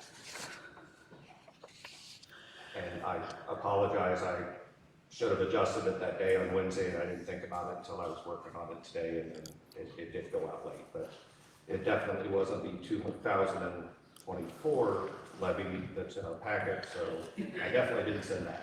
So, not sure where that came from. Okay. Do I have a motion on the levy? Derek? Don, seconds? Any other discussion? All in favor, aye? Aye. Aye. Any opposed, nay? Nay. Sounds like a machine gun. Joey votes nay. All right, motion carries. I would just like to interject for anyone who's listening. Derek referenced the 9.26% increase. I would like to remind people of something we said at the Truth in Taxation hearing, that, again, I wish this part weren't happening. But even though it is, I want to remind people the 9.26% is on the county's portion of your property taxes. It's not a 9.26% on your property, your overall property taxes. And I just remind folks that one of the largest portions of the property taxes goes to the school district, 60% or something like that. So, and then depending on where you live, you might have other taxing districts like libraries, township, municipalities, John Wood. School. So, School. yes, I think I mentioned schools, but yes, absolutely. So it's only on the county's portion of your taxes. If anyone's out there calculating what a 9.26% increase on your overall property taxes is, it's at least not that bad. Okay, with that, The county portion's only like 16% of your. I've heard 16, 17%. Is that what others would say approximately? Item 16, approval of the 2026 budget. And you have access to the latest version on your computers through the link that Derek's provided. There are three items I'm aware of that I think we need to review before we act on this tonight. And if others have something to bring up, please do so. Other board members? Madam Chair, I'd like to discuss an item. All right, can I go through mine just real quick? I'd like to state what mine are, just to get them out there, and then we can take the issues. The first one is the circuit clerk's personnel line. We have a question there. Chris, if the 2% raises are built into highways, I think we need to discuss that. And then we have the county clerk issue that was discussed at the hearing on Wednesday. If you remember, we left that hearing with Natalie offering to take questions and get responses by Thursday morning. Some people did submit questions and she responded. So those three items I would like to look at. Jim, you have something else? And forgive me, Derek, I'm going to ask some questions where I think I already know the answer, but I want to make sure everybody's on the same page. County other, the health insurance line, the $1,650,000 is the full cost for the health insurance for 2026? To my best guess, yes. Okay, and up at the top, you've got an item for $300,000 for employee reimbursement. Or employee share. Right. What I'm hoping is to do, so first of all, right now what's happening is the Fund 18, which doesn't even show up in our budget at all. So what I've done is I went ahead and put the gross amount of what I believe the estimated health insurance for the county is going to be. And then I added revenue lines up at the top that we can track how much is coming in for what the employee deduction amount is. And then also how much is coming in from the departments, be it the highway, ambulance, and health department that actually pay the full amount that the county doesn't pay for on the health insurance. So I'm just trying to do a better job of tracking what the gross amount is and then what the reimbursements are and have it all in the same area, if you will. So it's a little easier to follow. Right. Okay. But my question is that 300,000, that is all employees in all departments? That is my best guess, yes. Okay, well, here's my problem. We've got the full cost of the health insurance coming out as an expense in county other. But the employee share, those general fund employees, their share that's coming back to us is also being expensed out through salary lines in each office. So we're taking that share out twice as an expense from the general fund.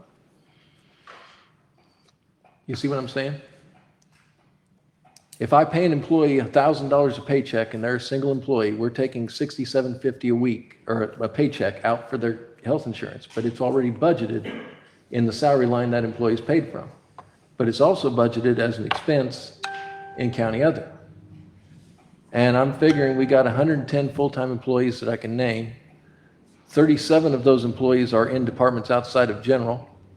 So I figure about 190,000 of that 300,000 is being expensed twice.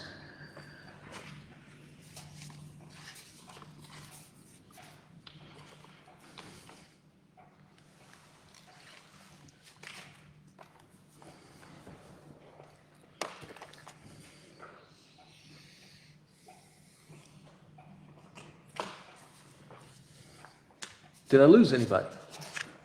Yeah. The health insurance the bill is the bill. Somebody's salary, the salary is the salary, which is also a bill. So we have to pay the health insurance on one hand, we have to pay the person's salary on another.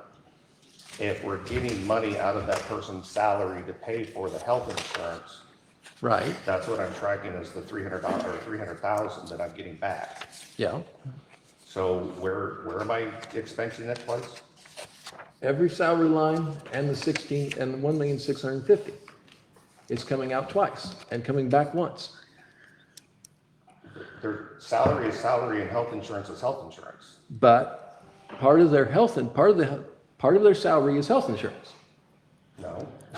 Their salary is Their salary is their salary, but we're taking part of that back for health insurance. And that's the $300,000. Right, that's the 300,000, but you're not reducing the bill by the amount that's already coming out of general. We're funding that 200,000, that 190,000 through the salary line. So what about the people that don't have health insurance? What's their expense? They wouldn't have any expense. Their salary. Yes, they have the salary, but I'm just saying you're taking it out two different places, but you're only putting it in one. If I owe somebody $1,000 for their paycheck and I also have to pay $1,000 for their health insurance and they give me $300 back, I cost $700, they made $700. I'm confused. I started with $1,000. I had $2,000 of expense, $1,000 for their salary, $1,000 that we owe for the health insurance bill. They gave me $300 back. I'm showing the 1,650 or the 1.6 million as the expense. I'm getting the $300 back. Their salary is up here. The health insurance is a completely different bill. If we didn't have health insurance at all we would have is a salary. Right, if we didn't have health insurance at all, you'd have as a salary. Yes, but you Okay. have health insurance, We and you're do. taking part of the health insurance out of their salary. They're helping to fund part of that $1,650,000 out of their salary. And that's what That's their money, and we're taking it back from them. Right, so we Right. expensed out 1,000. But, yeah, but we're taking it back from them, but we're also expensing the full amount of that health insurance bill. And we get the $300 back, the 300,000 back. So our net expense for health insurance is about 850. I'm confused on the math. Okay. I mean. I'm confused on a lot of your math, Derek, but this was one, I can't get your formulas to add up. I can't get your expenses to add up. Okay, But- so let's try it this way. You have health insurance expense in 2025 of $850,000 and no reimbursement back. Yeah, All right, I have an expense of 1.6 million and 700,000 reimbursement back. The net is around the $800,000 figure. I'm saying health insurance to this county costs around $800,000. What am I missing? okay, we'll forget that. We'll just go on with Derek's numbers. I give up. Jim, in the event that your way is right and Derek's is wrong, We'll just have, we'll be. Derek, you would say Derek has the expenses overstated, correct? That's what I'm saying. Well, if we have to err to one side or the other, I'd rather overstate the I hope I'm expenses. wrong. Yes, I hope so I mean, too. I wasn't wrong when we didn't get the $1 million we were supposed to get, so I don't know. I could be wrong here, but I'm not seeing it, so If it does turn out that we're wrong on that, we'll have an. as Derek said earlier, I would hope that next year, we're not just looking at amendments at the very end of the fiscal year, but that we're monitoring this as we go. If we find that we've got a little extra money there, then that'll be a wonderful thing. I'd rather err on overstating it than not. County, Other, yep. and that's the health insurance one. Did you have other items, Jim? Yeah, but they're just, errors, so we'll just go on with what we got. Well, I would hope if you do see errors that you would point them out. I think he has.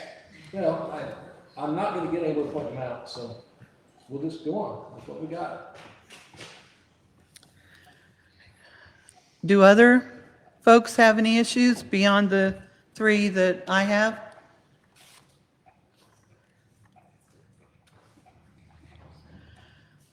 Chris, if the 2% raises for highway are in there, then I'm assuming that was in your submission earlier before the highway meeting? Yes. I mean, weeks ago. So can we take that? What I would propose is taking that line down 2%. At the budget hearing on Wednesday, Bryce, I believe, asked what raises were in the budget. And I think, I'm not sure I will remember correctly, but I think the wording was something to, like, are there non-union raises in the proposed budget? And I believe I said no. Bryce was sitting there and kind of looked at other folks, and I think people were nodding that that's right. Looking back at it, I don't believe we were right, and obviously now that Chris confirms the 2%'s in there, I didn't realize it had already been placed in. But so if we could address that by reducing it, my intent would be that at this stage, there aren't any raises in there, except for the ones that are dictated by the state and are known to us. And those would be the sheriff, the state's attorney, the public defender. And the other group is the elected officials. Bryce, Natalie, Nicole, can't think who I'm missing. No, not Walker. I'm missing somebody, sorry. Scott, how could I miss you? Those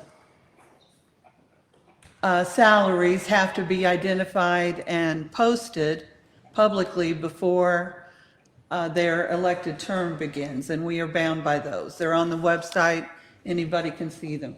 So those should be in there. The ones that are mandated by the state should be in there. Otherwise, to my knowledge, once we address the 2% with highway, there will not be any other raises in there. Then it would be my intention to address raises again when we've negotiated the union contracts. So is there any discussion on that? And Derek, can you make that 2% adjustment? On which line item? Chris, can you specify that? You don't need to change them. If we voted that there's no raises, that pay wouldn't be made out. It's some of it's in township revolving, some of it's in MFT built into it. And you, as far as I've been on the highway committee since the last 4 or 5 years, you've never given raises without the board approving it. I don't have that authority. Yeah. Okay. Any issues on that one before I move on? Then with Bryce, the circuit clerk's office, for circuit clerk, county clerk, treasurer, supervisor of assessments, and state's attorney, I sent a spreadsheet out to the department heads, and I believe I copied the board, but I would have to go back and check that. Or you may have also gotten it from Derek. It had a list of the employees in those 5 departments and their salaries and stipends and what their total pay is for 2025. It's our intent to list the personnel lines in the budget at that level so that that carries over to 2026. And I went through and compared both spreadsheets, the budget spreadsheet that we've been keeping, as well as the spreadsheet that was specific to just salaries. All the department lines match up, except for the circuit clerk. And the salary total for the circuit clerk is $226,791.44. The amount in the budget, however, is $231, and $231,685. I want to put that down to the $226,791.44 to be consistent among those 5 departments. Bryce, you're getting up, so if you want to say something to that, please come up and.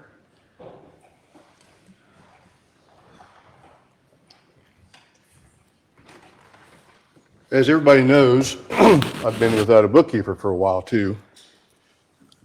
I don't see any reason to cut that back.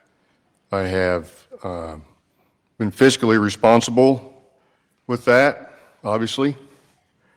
I feel like that'd be punishment to go backwards.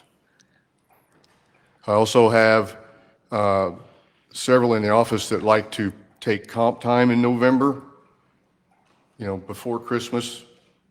And there's some that's doing that. And I also probably would have had a payout for the bookkeeper for some comp hours. So I don't think your numbers reflect all of those components, so I don't see any reason to move that backwards.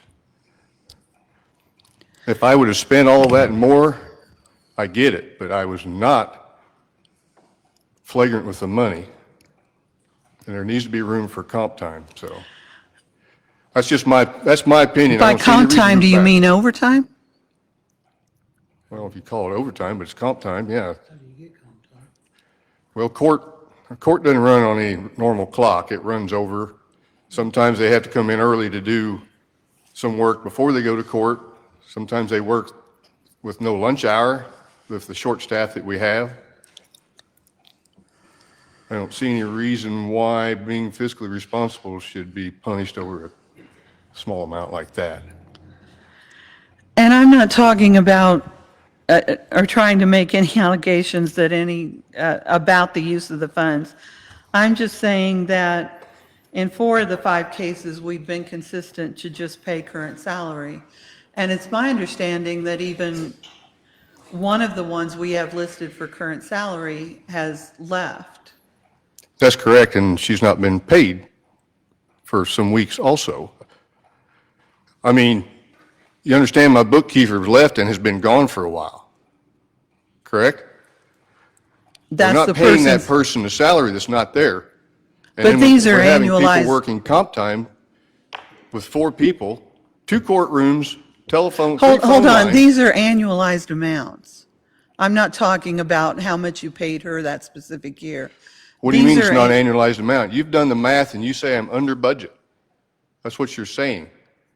You said the numbers that you ran are at 226 and I had been appropriated 231. Did I misunderstand what you were going at? 226 is what we show the annualized salaries and stipends for the people in your office, including the person who's left. And what about the passport stipends? Are you throwing that in there? Yes. You should have the spreadsheet. I got a copy here if you want to look at it, but, Well, there again, that's, I mean, if that's what you're saying, I've been fiscally responsible. I left a little bit of cushion for comp time. I mean, my point is, 1.8 million short and you're going after that little bit that I've been responsible with? I don't get this. I'm trying to treat all the departments fairly, that's all. And we've not built in comp time for anybody else. Well, comp time is a reality for circuit clerk's office. To think that comp time is not a reality in this office when we're down a staff member, you don't have a clue what we do. I would like to. Absolutely no clue what we do. I would like to start the year consistently. Well, the with the consistency 5 would be the departments. 231,685. No, everyone else's salary line is the current salary base plus the stipends. And since you're hiring someone new, you would think that you might even pay that person less. Well, you're wrong. I'm trying to hire a bookkeeper here at a very low, we're not overpaid here. What, you want me to take money out of the budget to to hire a bookkeeper at less? Why do you think the bookkeeper left? Let's get real here. I don't understand why we're going after this These small amount. numbers are very real. They're based on Yeah, they're very reality. real. They're what's being paid now. And was I over budget? Should I have, I'm I not should have been talking paying about everybody more 25. all along to make the numbers come out even. That's what you're saying. It's a punishment for being fiscally responsible. Anybody else have this opinion?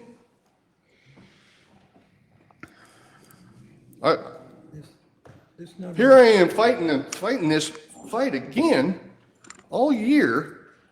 I've given you $86,000. Right, please, we've got a lot to go through. Last year I gave you 86, last 3 years I've given you 86,000. And you want to take back 5? Take 5 more? Or whatever you're saying, 6,000, 6,000? Well, you're dropping it by 36, Bryce. I went from 86 to 50. Right. And then you cut my proposed budget to say no raises. As Tom was saying for the last 3 or 4 months and last year also, that if that 86 drops, the salary line has to drop, And that, my question is why? because that's how we're paying it. But you guys gotta realize, Bryce doesn't have to give us a dime. Neither of these offices gotta give us a dime. We are responsible for salaries. I'm just quoting what you said. But I told Bryce that hopefully we can keep that amount. All right. But that's no guarantee from year to year. Never a guarantee. So I see Bryce's issue. But if you're gonna talk that, because you're going back to an estimate for this year, we need to look at the, Not an estimate, an actual number. okay, then we need to look at, the treasurer's office also. I have. It's $95,998.80. And he appropriated 86,000, something to that effect. So we're 10,000 over. He explained the 6,000, which I understood, but we're still $2,000 over his budget. Where is it? Where did it come from? Where did it go? Those 2 offices, you did totally different numbers on. Every one that you guys do on this on this budget, you went back to the 25 appropriations. No, we're using 25 salaries and stipends. You all have the spreadsheet. I've It's got the an spreadsheet actual in front real of me, yes. number. And I've also got the budget in front of me. I just don't understand the logic of being fiscally responsible and then being smacked for it. You're talking I about should have spent, you're fiscal- telling me I should have spent every dime that I was appropriated. I'm telling you, I'm trying to establish some real numbers. We are These are real maximizing numbers. taxes on the residents here. This 231,685 number, there's nothing to base that on. I don't know where To me, that it's a number came maximum, from. it's an absolute maximum that I've stayed in constraints on. We have good, people are responsible with their time. And like I say, we went down from 6 to 5 in office. And I left some cushion there for some comp time, and I haven't abused it. You're admitting I have not abused it. Are you suggesting we should build in cushion in everyone else's budget? Wow. I mean, is that Are really you what shaming me you... for building a little, saving the county some money? You're shaming me for being under budget. I'm ashamed. Look at every one of my expense lines. Now, this is serious. The grants is that I've got for this serious. county have saved $300,000 in the last 4 years. I don't think you've ever heard me say that. There's no credit for doing that. Why would I continue that? That's the right thing to do. I've done it. I've been under budget on my salary. I've done it.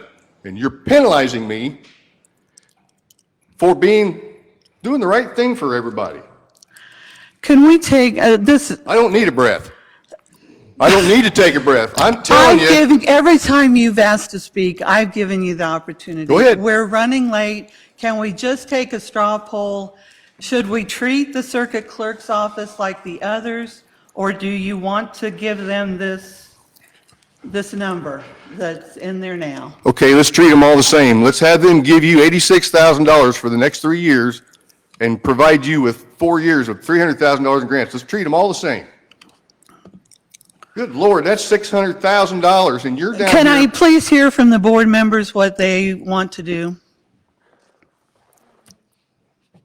It's hard to justify increasing one appropriation $10,000 year to year and keeping his the same. It doesn't seem that out of line. I mean, he's got a point, but. So you would prefer we leave it at the 231? That's what was appropriated in 2025. He came in under budget, and maybe, hopefully, he can come in under budget again. Well, it's I've come in and also 23, I can't give you the numbers, but it was close. Don, are you saying you agree with that? Yeah, I agree with that. I'm disappointed that he only put 50,000 in instead of the 86, which means it's going to be very difficult for you to stay. I'm still giving you more than those funds are coming in. There's an adjustment. I thought I explained that. But what I'm saying is it's going to be hard for you to stay under budget with that, but. Well, all He's still overpaying for his stipends. Yeah, stipends are 25, and I'm paying an IT for you. So Andy, are you saying leave it at the 231? Yep. All right, let's leave it at the 231, then we'll move on. That leaves the county that, Donna? clerk's office I next. agree on the 231. I'm just disappointed on the 86 to 50. Yeah, well, and it had to be because the state's done that, so. We're still talking about that. Oh, thank you. Thanks, everybody. I'm gonna steal. Yeah. Again?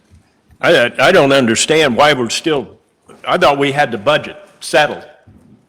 We had a I meeting think Wednesday night and settled the budget. The And now county you're, clerks, no, we left it with the county clerk that we would submit questions and she would answer them. And I think right now there are, I don't know that there's agreement on what's in the budget right now. I guarantee it. So let's try to resolve that issue. It's not gonna happen tonight. So Madam Chair, yeah, I did get some questions. I responded to those by 10 a.m. the next morning. I also sent the media, so they have those responses. After my response, it looks like there was an adjustment made over the weekend where the election budget was taken out, except for now, there's been an adjustment where my salary line has increased and my election budget has dropped to $135,000. And I want to reiterate, that is less than what we paid in 2018 for elections. That was prior to vote by mail, and that was prior to this board increasing my election judge pay by $60 an election judge. That costs about $30,000 a year.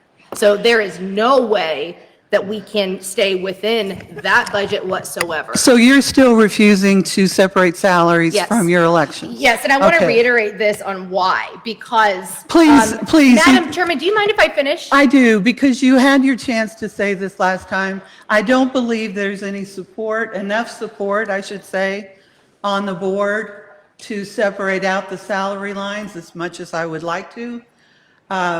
So I think we should put that back the way it is, the way that Natalie wants it.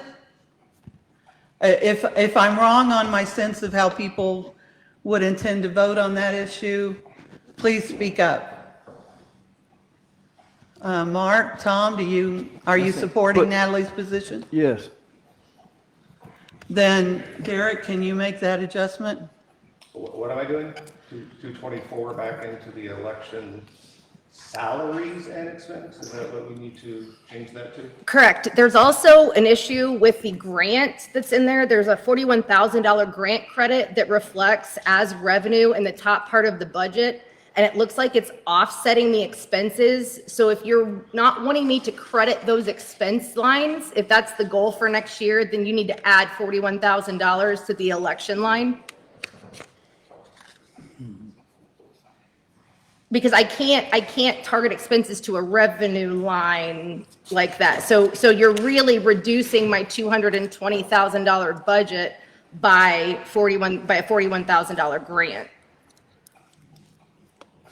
So in 2024, you had $266,000 of election expense, Yes, and that included a $55,000 payment.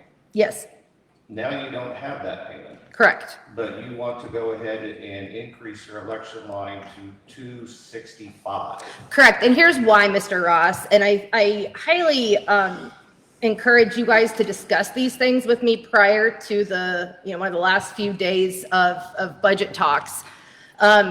This board unilaterally increased the election judge payments. I never know how many election judges there's going to be. There's 2 elections. My staff have to work on election day. That's holiday time. We have to work Saturdays. We work weekends prior to elections. We have extra money that goes into that. My vote by mail is only increasing. That money to process these ballots just keeps going up and up. So every year, your expenses are going to go up. And when you have 2 elections, you can take 24 as a guideline, but you have to add extra for us to be able to operate. I can't not have an election. So I try to give you guys my best estimate, which is what we are supposed to do in budgets. We're telling you what we need to survive without going over. And we've justified all of that internally. And so, yes, Derek, that's exactly what I'm telling you, is that needs to be increased by that grant.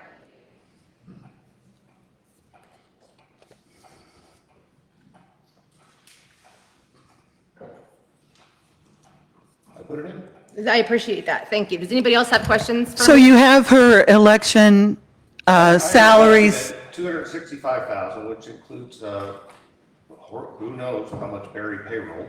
And then her personnel is at 135,530, but I don't know if that's the net payroll, if that's considering also paying parts from special funds.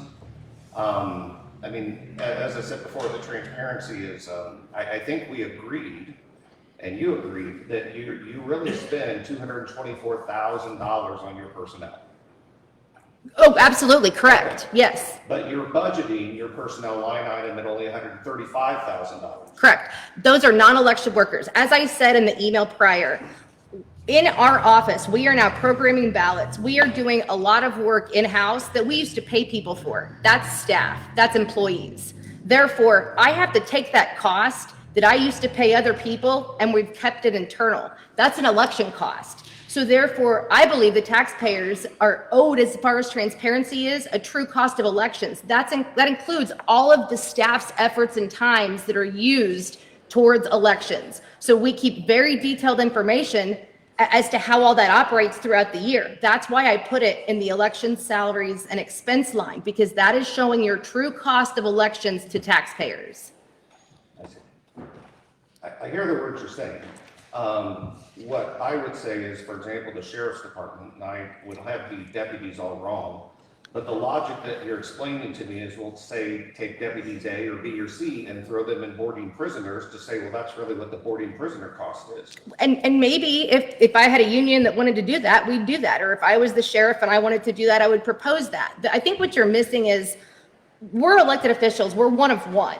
So we know what the internal operations of our office are. And we also are elected to make sure that we're relaying those pieces of information to the public the best that we can and in the ways that we appreciate. And this is how I appreciate it. I apologize if you don't agree with that. Again, I'm more than willing to talk to you guys next year about it. I didn't appreciate being bombarded by this at the last minute this year, but we can talk about changing it next year. As far as that goes, as the county clerk and as somebody responsible for my budget, this is the way that I want this presented. Can you just read what you've got so we can all be sure on what's being voted on?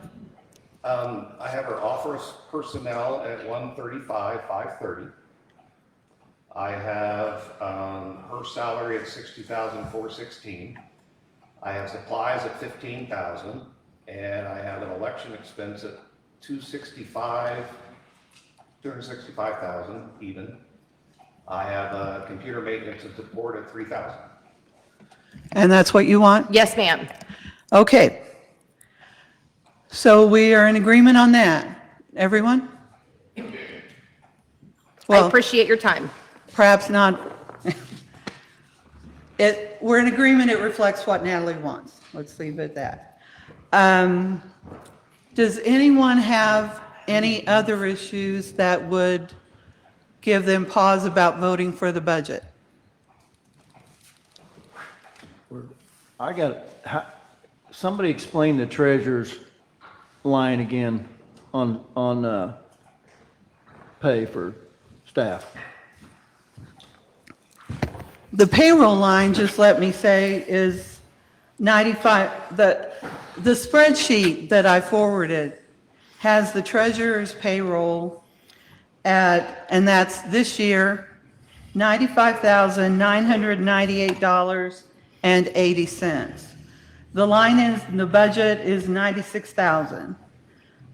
If we want to change it to reduce it down that $1.20, I'm okay with that, but it's meant to reflect, as the state's attorney, assessment office, and, does, their current salaries and stipends.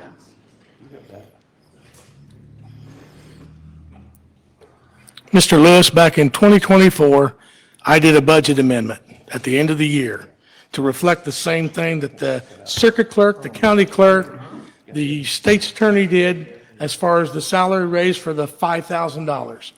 I did a budget amendment. Last year, when Mr. Shepherd presented the 2025 budget, he dropped back to the 2024 figures. He didn't bother to put in what it actually was. So that's your difference. So why didn't you say something back then? He did. I did the other day. No, Yeah. a year ago. You approved my budget amendment. Okay. But if you saw that budget come out and it had that amount on it and you knew it was wrong, Yeah, and I brought it to the board's attention before they approved it and told them it was wrong.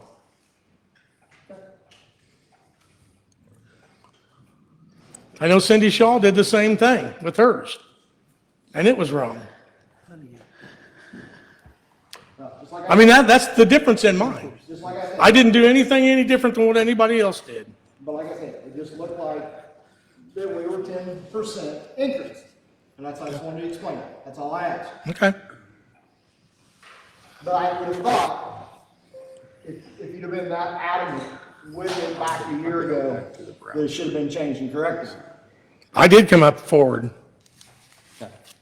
I mean, we went through budget hearings for what, 2 months, Jim? Yes, and Scott did say something about my line is not credited. He didn't elaborate, and I didn't understand what he was saying, so I didn't know what I was supposed to do with this. It was kind of a last minute thing, but he did say something last year. So now we're correct at the 96,000. Yes.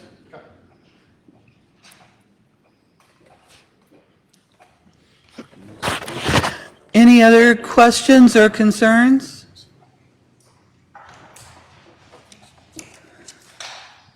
Yeah, there was a correction on the assessor's office that I did make. I talked to Nicole, and. It involved Greg, right? Yeah, it involved Greg, that there was part of his salary that had not been included when I was looking at the spreadsheet. And so anyway, that 157,842 number is correct. So there was an increase on that I adjusted, and I apologize I hadn't brought that up to now. So. And by increase, that doesn't mean an increase in pay or anything. That was, that reflects what we approved early. It's just Yeah. accurate of what is being paid in her department. About Greg starting to work under the Right. assessor's office. Right. Thank you. I meant to have that on my list. May I add some? I've been trying to read statutes here lately, understanding what the board's duty is, and as has been spelled out numerous times, really the board only authority it has is to pass a budget, and once the budget's passed, it's up to the department heads to basically spend how they see fit. So this budget process is a pretty important thing, and this is really our only time to make these adjustments or to try and get clarification. And I guess the part that I'm really missing is that it doesn't really sound like the board's done any of the budgeting here. It's just basically been dictated by all the department heads. And my point to that is that we still are at $1 million, basically $1,067,000, even though Jim and I may not agree on our math here. But we're at about $1,067,000 deficit, paying back the $500,000 that we borrowed just to make our expenses for the rest of this year, which basically means we're going into this coming year with a $567,000 deficit. Where did we make any cuts? I mean, the taxpayer had to pay another $250,000 out of their pocket. The ambulance gave up $184,000 out of their pocket. And we're still $567,000 in the hole. We're going to have this problem again next year. Now, granted, we'll probably hopefully start a lot earlier and we won't be sitting here for 4 months or 4 weeks not saying a damn thing, but this is extremely frustrating when I'm sitting here watching this and all we continue to do is acquiesce that I need this, I need this, I need this. We will not have the money next year. And we barely have it now. It's only by the grace of the highway department that we've got $1 million. Otherwise, we'd have $1 million problem we're trying to fix. So when are we going to get serious about this? Oh, you may laugh, but seriously, when are we going to figure out where we're going to come up with another $567,000 next year? I propose cuts. Okay. Why do we have to wait? Why can't we do it now? I'm just thinking back at your attendance at last year's budget hearing.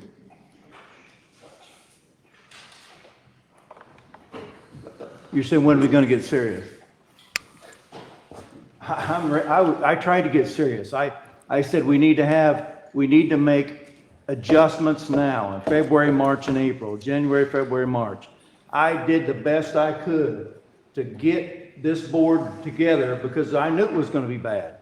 And you are correct when you say this is going to be a repeat next year. I think it's great that we start budget hearings earlier. I think that's fantastic.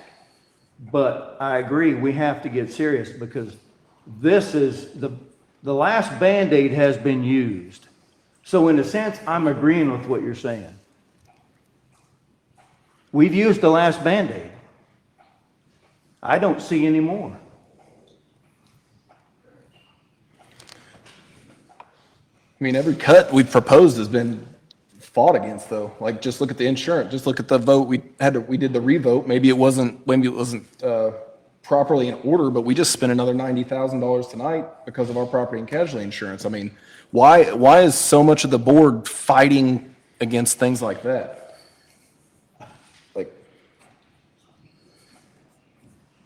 Well, and I go back to, I mean, we are not going to be able to have the money to support the staff that everybody has right now. I just don't understand, unless we get an extra $500,000 of revenue coming in from someplace, I don't understand how we continue to pay for who we're paying for. That's just a reality. So I get Bryce's already limited to what he has. It's nothing against the employees. I'm sure all the employees do a great job. They're valued. They are needed. But when you can't afford it, you can't afford it. Where's it supposed to come from? So.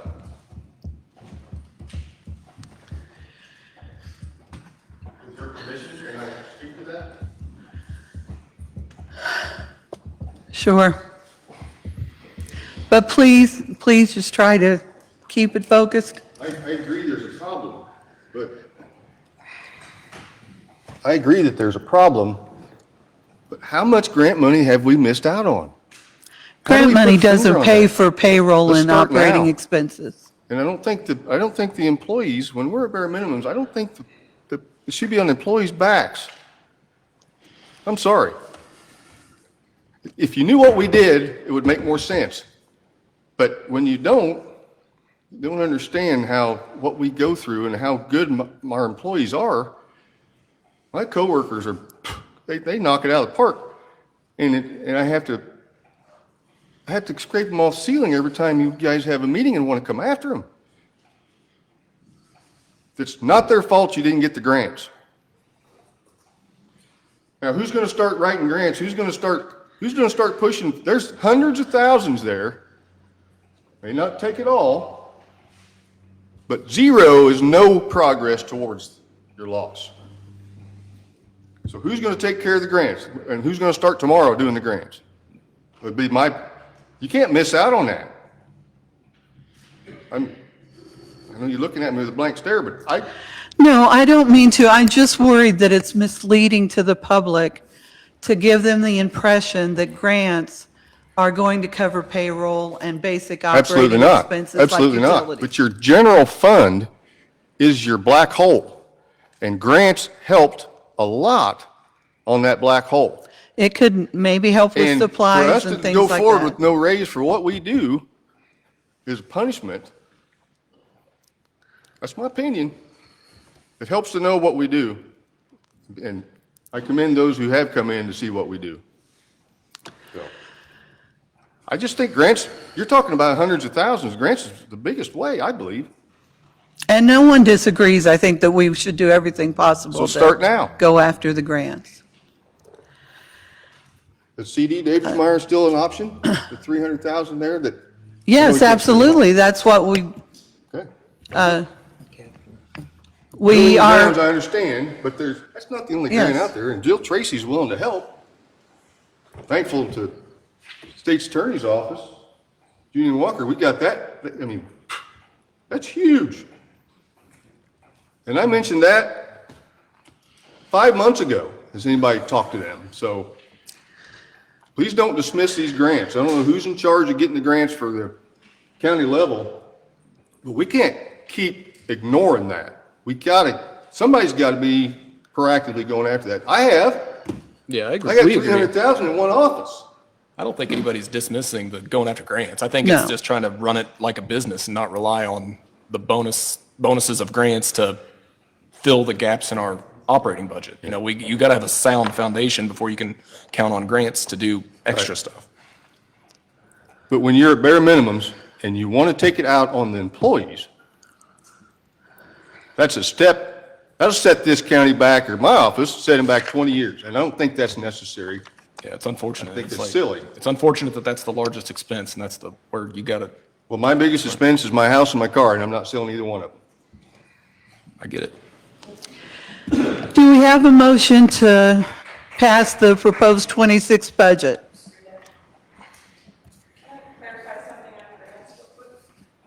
Yes.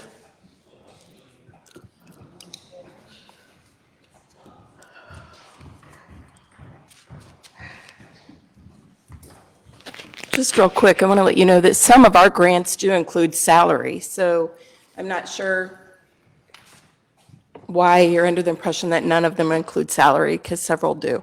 So I just wanted to put that out there. And the grants aren't just bonus money for all places. That's how the health department has operated for years and counts on that. It's not bonus, that's how we Well, when I live. said bonus money, I mean, it's not money that we're raising internally. It's not money that we're providing through fees or taxes. Correct. So in that sense, it's extra Okay. bonus. I get it. I all just I wanted to clarify and just wanted to clarify on the grants that, yes, sometimes salaries can be included. Thanks. Thank you. Again, do we have a motion to pass the 26 budget?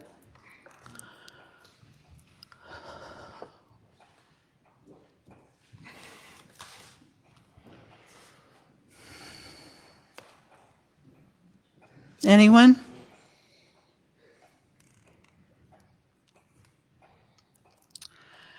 Again, I'll ask, are there remaining issues that would cause someone to prevent moving forward on the budget? And I think Derek mentioned it pretty clearly. There's still going to be a huge shortfall that we don't have any grants guaranteed to cover right now. If we do get the grants, it covers that. That's great. But for 25, we have the expenses covered with the windmill. For Road 25. use. For 26, I'm sorry. For 26, the road use agreement funding covers, it should cover all of our expenses, the way the budget is laid out now. The deficit, we will be going into 27 with a deficit, absolutely. But 26, borrowing, or not borrowing, taking from the road use funds covers that. When do we plan on starting the 2027 process in 2026? Any thoughts on that? Next week, Yeah, immediately.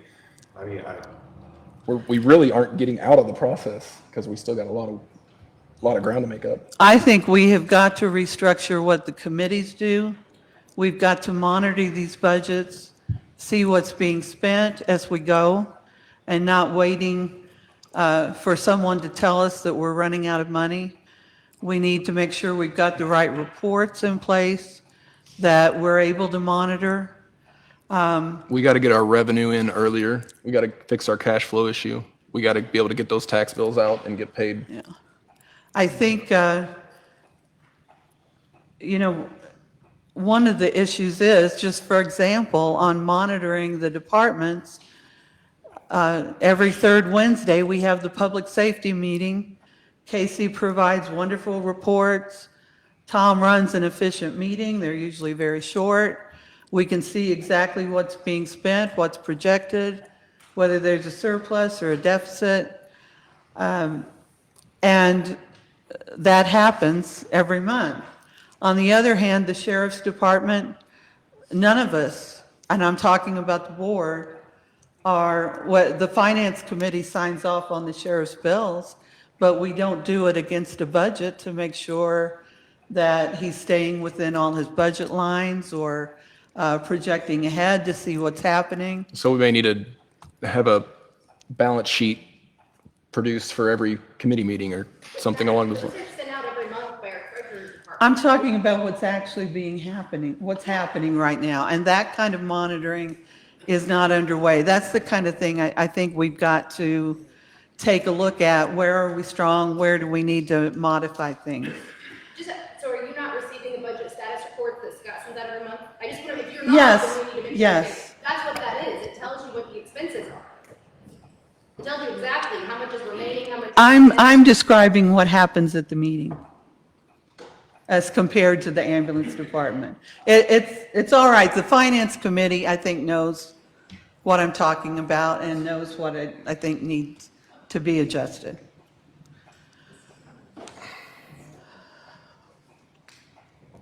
And as someone said, I think we need, maybe not in December, but in January, I think we need to, start that process with the first 2026 bills that will be coming in for the January meetings. Other issues?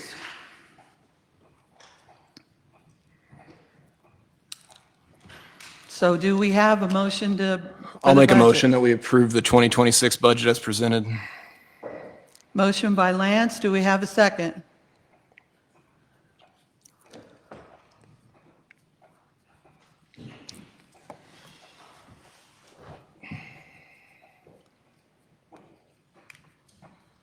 Anyone?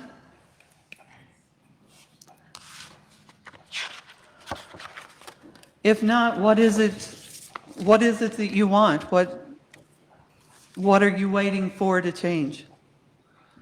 You don't want to make any cuts, at least not that are identified right now.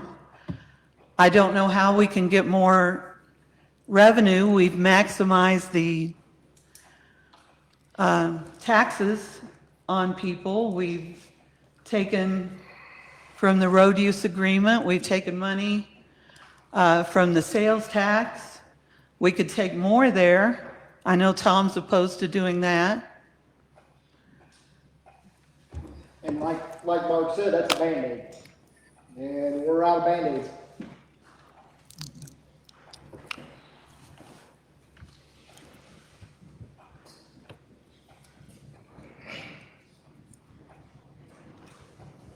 I'll make the second motion, just so we can get on and see if this board decides to vote yes or no. Okay, motion by Lance, second by Tom. All those in favor? I get any other discussion? All those in favor, vote aye. Aye. All those opposed, no. No. Natalie, will you call the roll? Tom Lewis, Yes. Derek Ross, No. Jim Shepherd. No. Andy Barnum, No. Joey Cobb, No. Don Foster, No. Lance Kendrick, Yes. Tom Lewis. Here you go. Yeah. I'm sorry. I skipped Mark. Mark. Okay, got you, Mark. Yeah, vote fine. Bring that number up. Okay, I'll ask again, is there anything we can change that would cause you to vote yes? What is it that people want?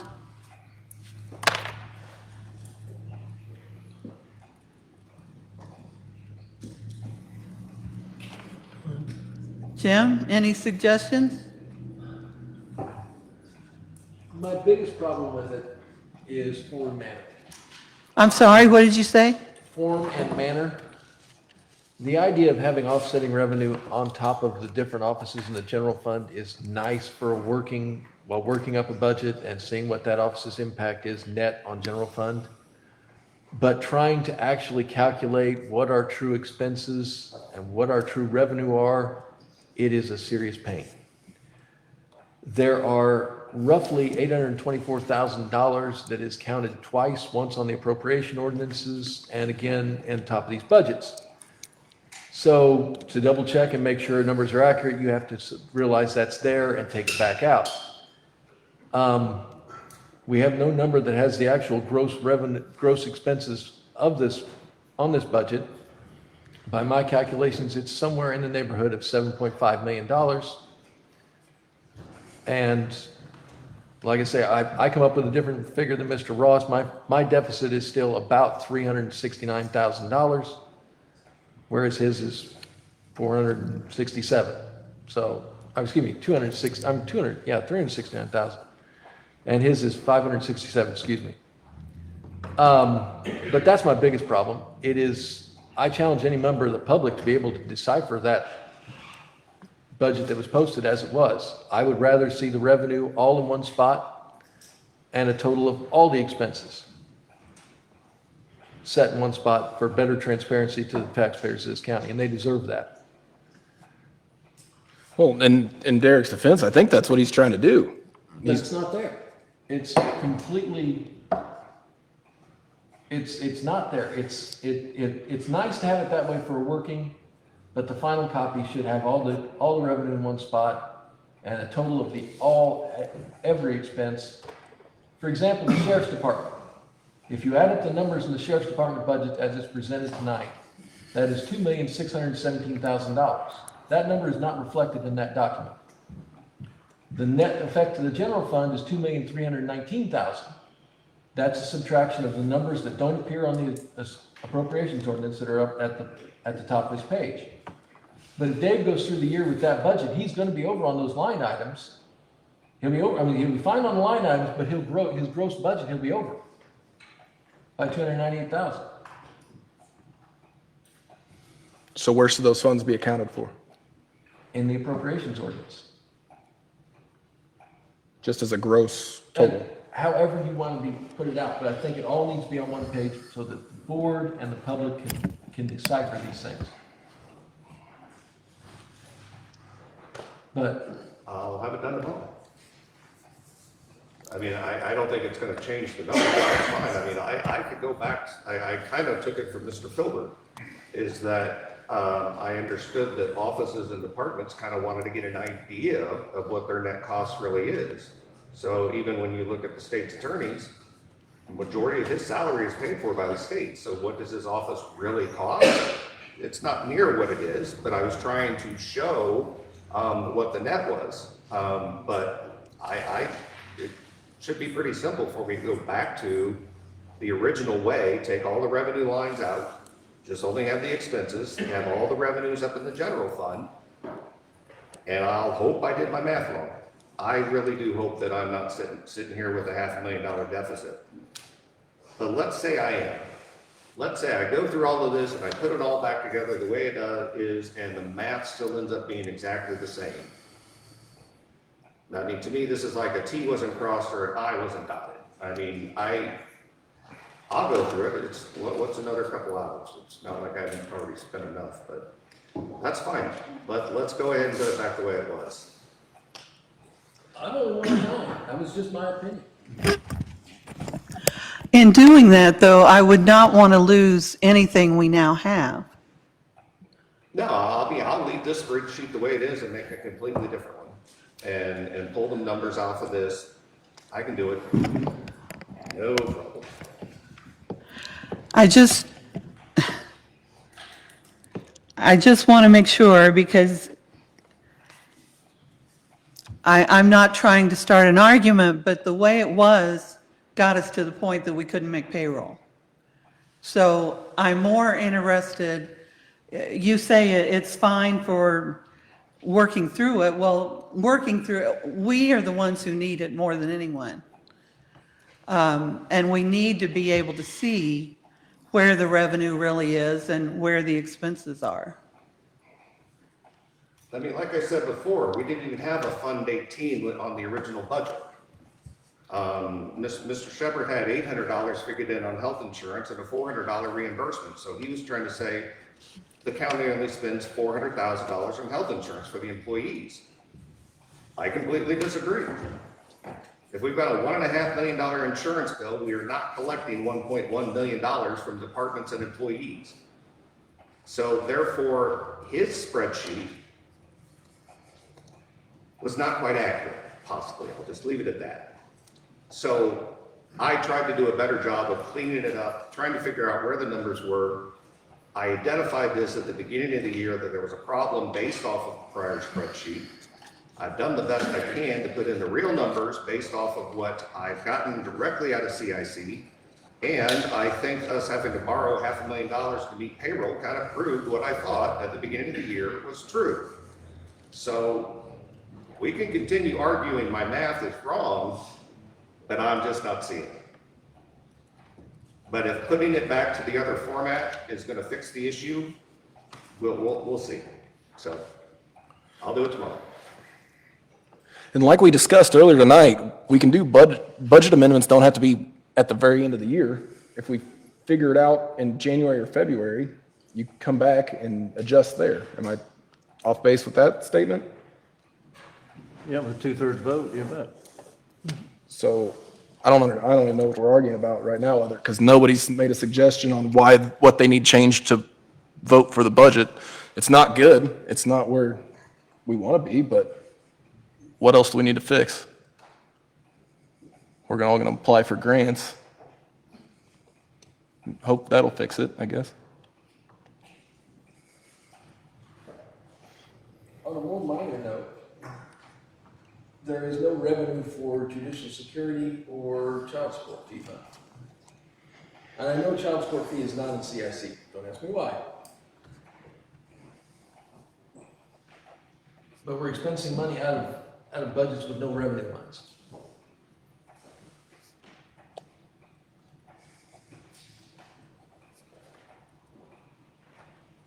We're sending out child support. Child support fee fund and judicial security have no revenue attributed to them for 2026. Okay, But we're expensing a bailiff's salary out of one and a partial reimbursement through Bryce's office out of child support fee. Well, I mean, that seems like a dotted I. I mean, it doesn't help the general fund. It doesn't include any revenue that's going, I mean, I can get a hold of the judge's office and find out what the number is, but okay. I mean, what's it change? Judicial security is a fee generated through court fees. It's probably better asking Bryce.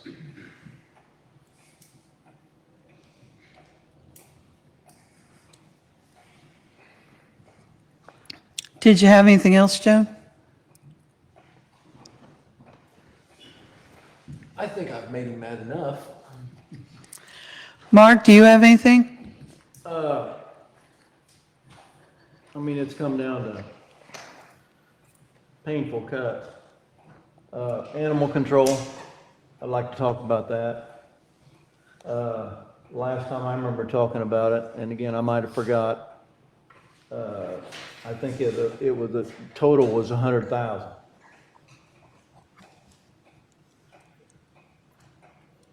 At one point, it was reduced to that, but funding, there was a portion of the funding restored. I was thinking it's down about in 23,000? Can you check that, dear? I was directed to kind of put it all back in. So animal control, we are at 243. What page is it on there? It is page 21, row 771. So we're at 243,081. I identified a couple of revenues in there just to kind of get an idea what the net of what animal shelter would be. I know David Camphouse is working on trying to find some other revenue streams possibly for the animal shelter. I cannot commend Lotus enough for what she's trying to do out there to lower what their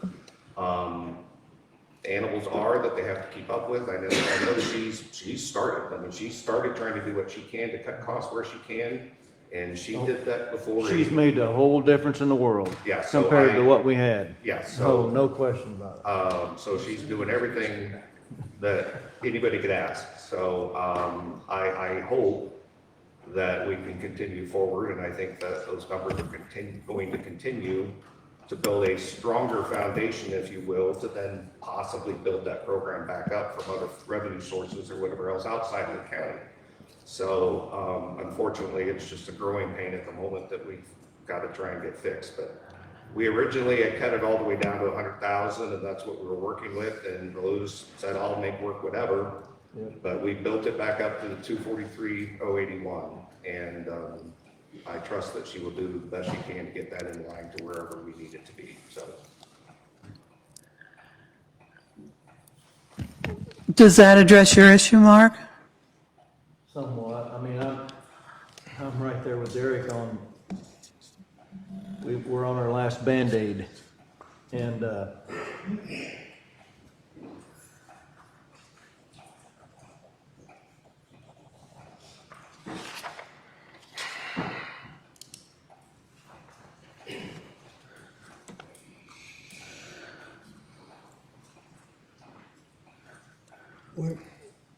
Mark? yes, sir. Andy, one or the other. Yes, sir.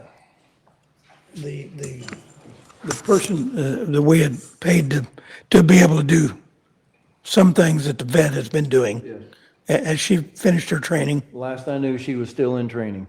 Okay, 'cause I mean, our vet bills are Yeah. Out of control. tremendous. Yeah, 60. And a lot of that's due to so many animals. Yes. Yeah. Well, they've dropped the veterinary services cost.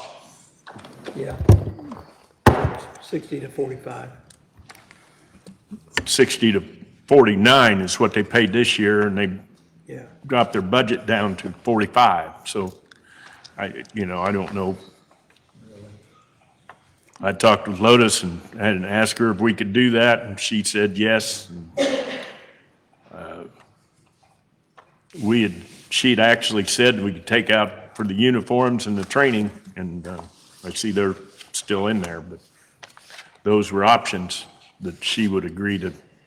Is the training, what I was just asking about, that individual?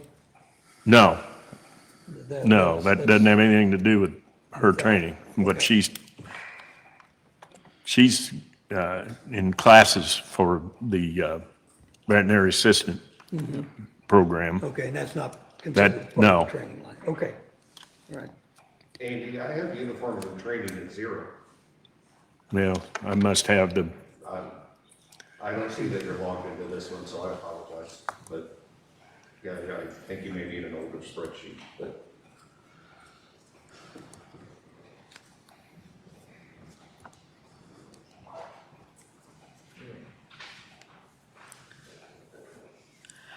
Don, did you have any other issues? All right, now, I just haven't had time to look through it with the changes. Joey, anything you want Find to it. say? Find what you're looking for. Spreadsheet. Yeah, I've got several here. I don't see enough cuts, Madam Chair. You're raising taxes on people, and I won't vote for that, so.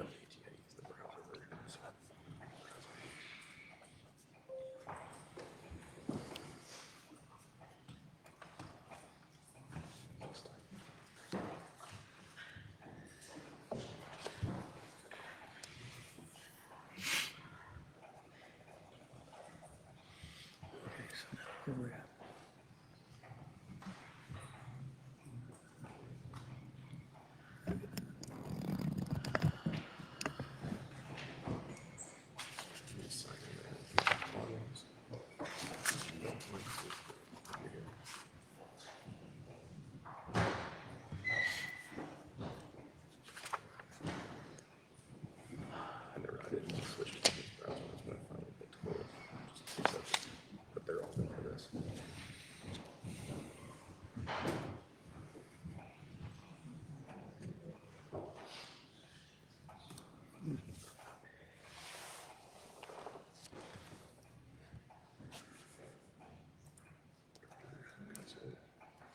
Madam Chair, for the Mark? 26, 27 budget hearings that you plan on doing this year, for next year, what kind of format, or what have you seen that didn't work this time that you're going to do different next time? Well, as I said, the first thing I think we need to do is look at the committee structure and perhaps make some Charge. changes there. And I think we've got to get something in place where we're continually monitoring the budget and making needed amendments as we go, instead of waiting until September like we always have. So you mean maybe having a committee that's over that, like another committee, or a part of an existing? Either that or several committees that has a portion of the budget, an assigned area. And I'm open to discussion on that. I'd like to get something established for the January meetings. I don't think it's effective for us to be having monthly committee meetings and then all of these separate budget hearings.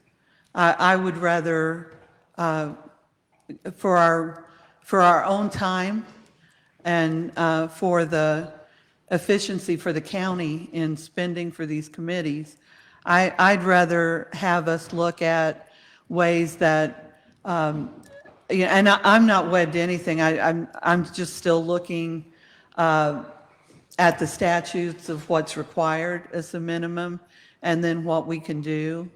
As I said, the Public Safety Committee is very efficient right now. It works great. But to have those resources for the ambulance, and then we really are not doing that for the Sheriff's Department, I wonder if we could blend that and have public safety be really public safety as the state defines it, and have it include the Sheriff's Department. That's just one thought. I'm not wed to any of it. Finance is, obviously the amount of bills that finance goes through compared to the other committees is really significant. And at least with current operations, they're really not doing them compared to a budget. And I think that needs to be modified, but in order to do that, it's very difficult for finance to get its work done in a 2-hour time slot. But there again, if we broke apart the sheriff's issue, that would change that. Also, finance does the animal shelter, yet it's really the Ag Committee that kind of does some of the oversight of the animal shelter, but they don't sign off on the bills. So those are the kind of things I think we can bring some efficiencies together, and we can identify issues early and address them earlier as we go, rather than wait until we're at the end of the fiscal year.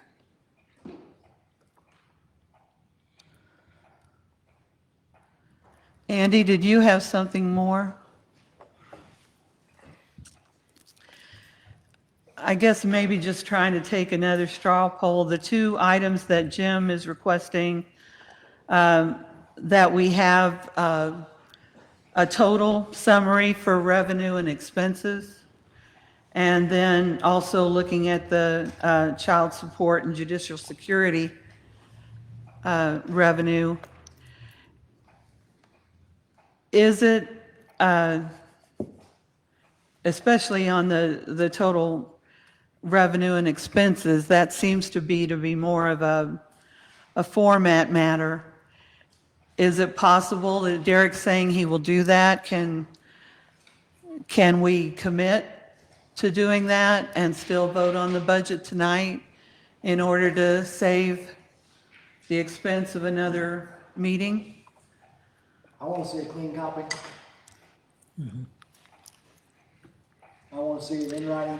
Then when would you like to meet again?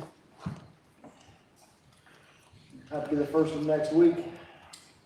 Well, No. next week's December 1st. Oh, well, yeah. If you don't have a budget by December 1st, government That's true. should die. So true. It'll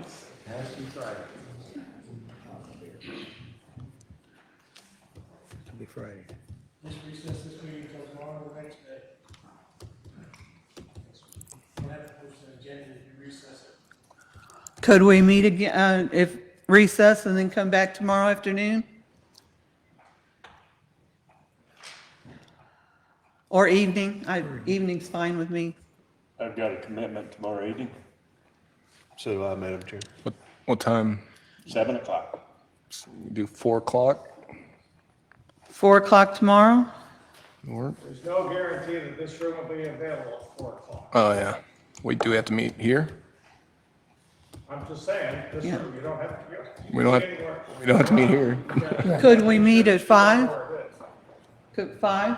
Madam Chair, when would we have the hard copy? He's saying he can do it in the morning. Well, I'm saying, I'm sure the board would like to study it for a while. Yes. Yes. Maybe a day to think. So, Well, here's the deal. I'm putting a tab called 2026 old in the same spreadsheet. So I will work on it and you can look at it as I work on it. So it's the best I can do. and you guys are just wanting the total revenues with just expenditures broken out? That's what you're after right now? Well, yeah, total revenues in one spot, and total expenditures in one spot. I mean, obviously, I'd like, the revenue's broken out, but it doesn't matter how many lines it's put in there. Just as long as it's a total and a total we're looking at. So to be clear here, like the bailiff's salary is in Fund 027. Well, I included that as a revenue, but that's not part of the general fund that you usually included in revenue as 001. So I'm going back to what you originally did and only put in the 001 revenues, and the rest of those revenues are going to sit down wherever they sit. So I'm going back to exactly the way you used to have the spreadsheet. So you're not going to see all of the revenues from all the different other special funds or anything like that. Is that what you're talking about, Jim? No, but whatever.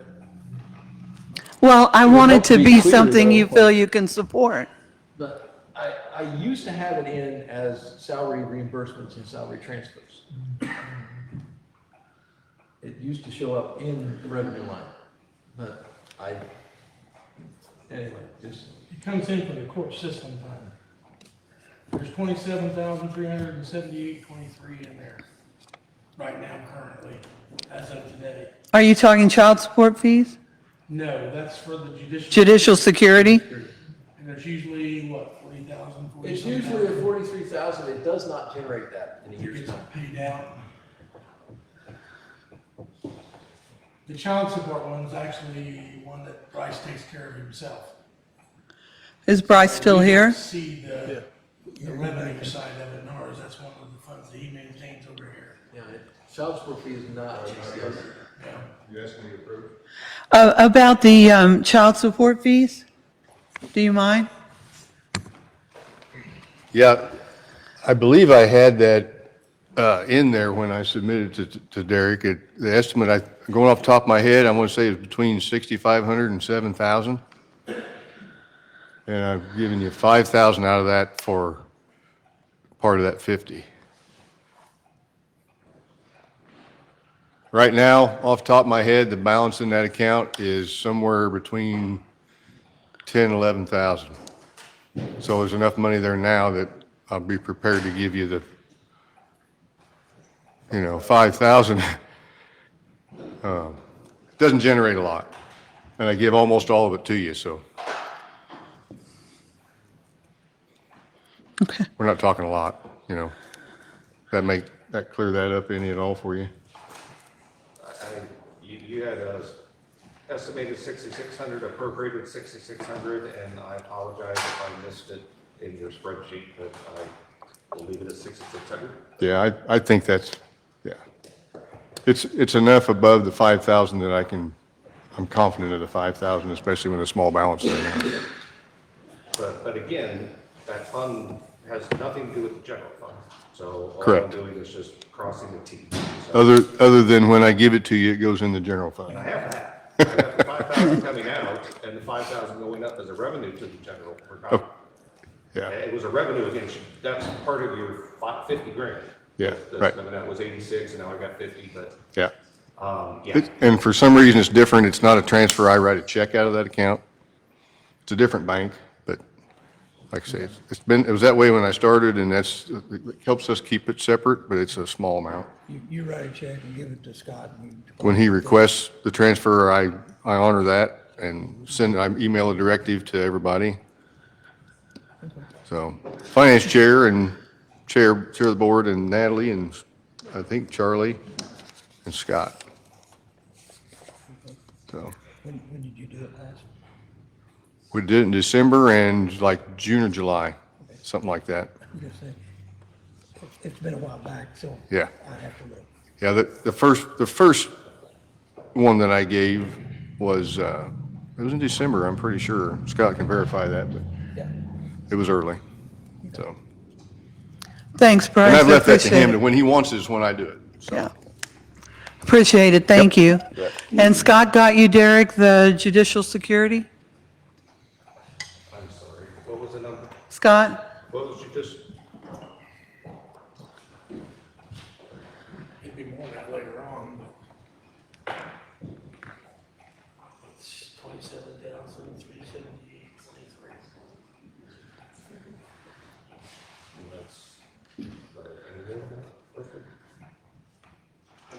I put the systems through the whole year. That's what's currently in there as of today. That's produced out of the certain clerk fees.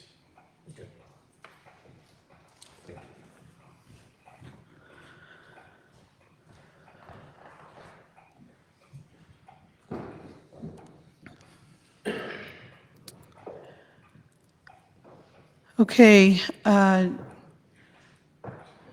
then you'll work, Derek, on the revenue and expense summary? Doing it now. So, yep. So we're back to when you don't feel we can meet tomorrow, the rest of you? I can be here at 5. I can be here then. Andy, could you do 5? I can do 5, but I'll leave here in time to get to my 7 o'clock meeting. Okay. All right. We'll recess until tomorrow at 5. You want to see, is there anything else we want to do Please. before that 5 o'clock meeting? So we want to keep it, I mean, yeah, 5 o'clock. The rest of it shouldn't be. 5, tomorrow, Tuesday, the 25th. Yeah, in this room should be available by 5. Thanks, Walker.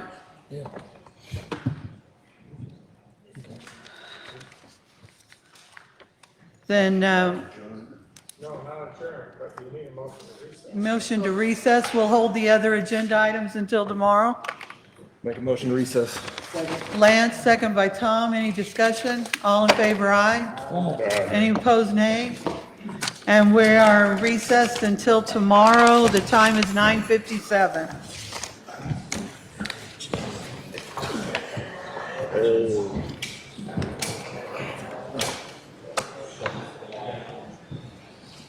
Thanks, Lance.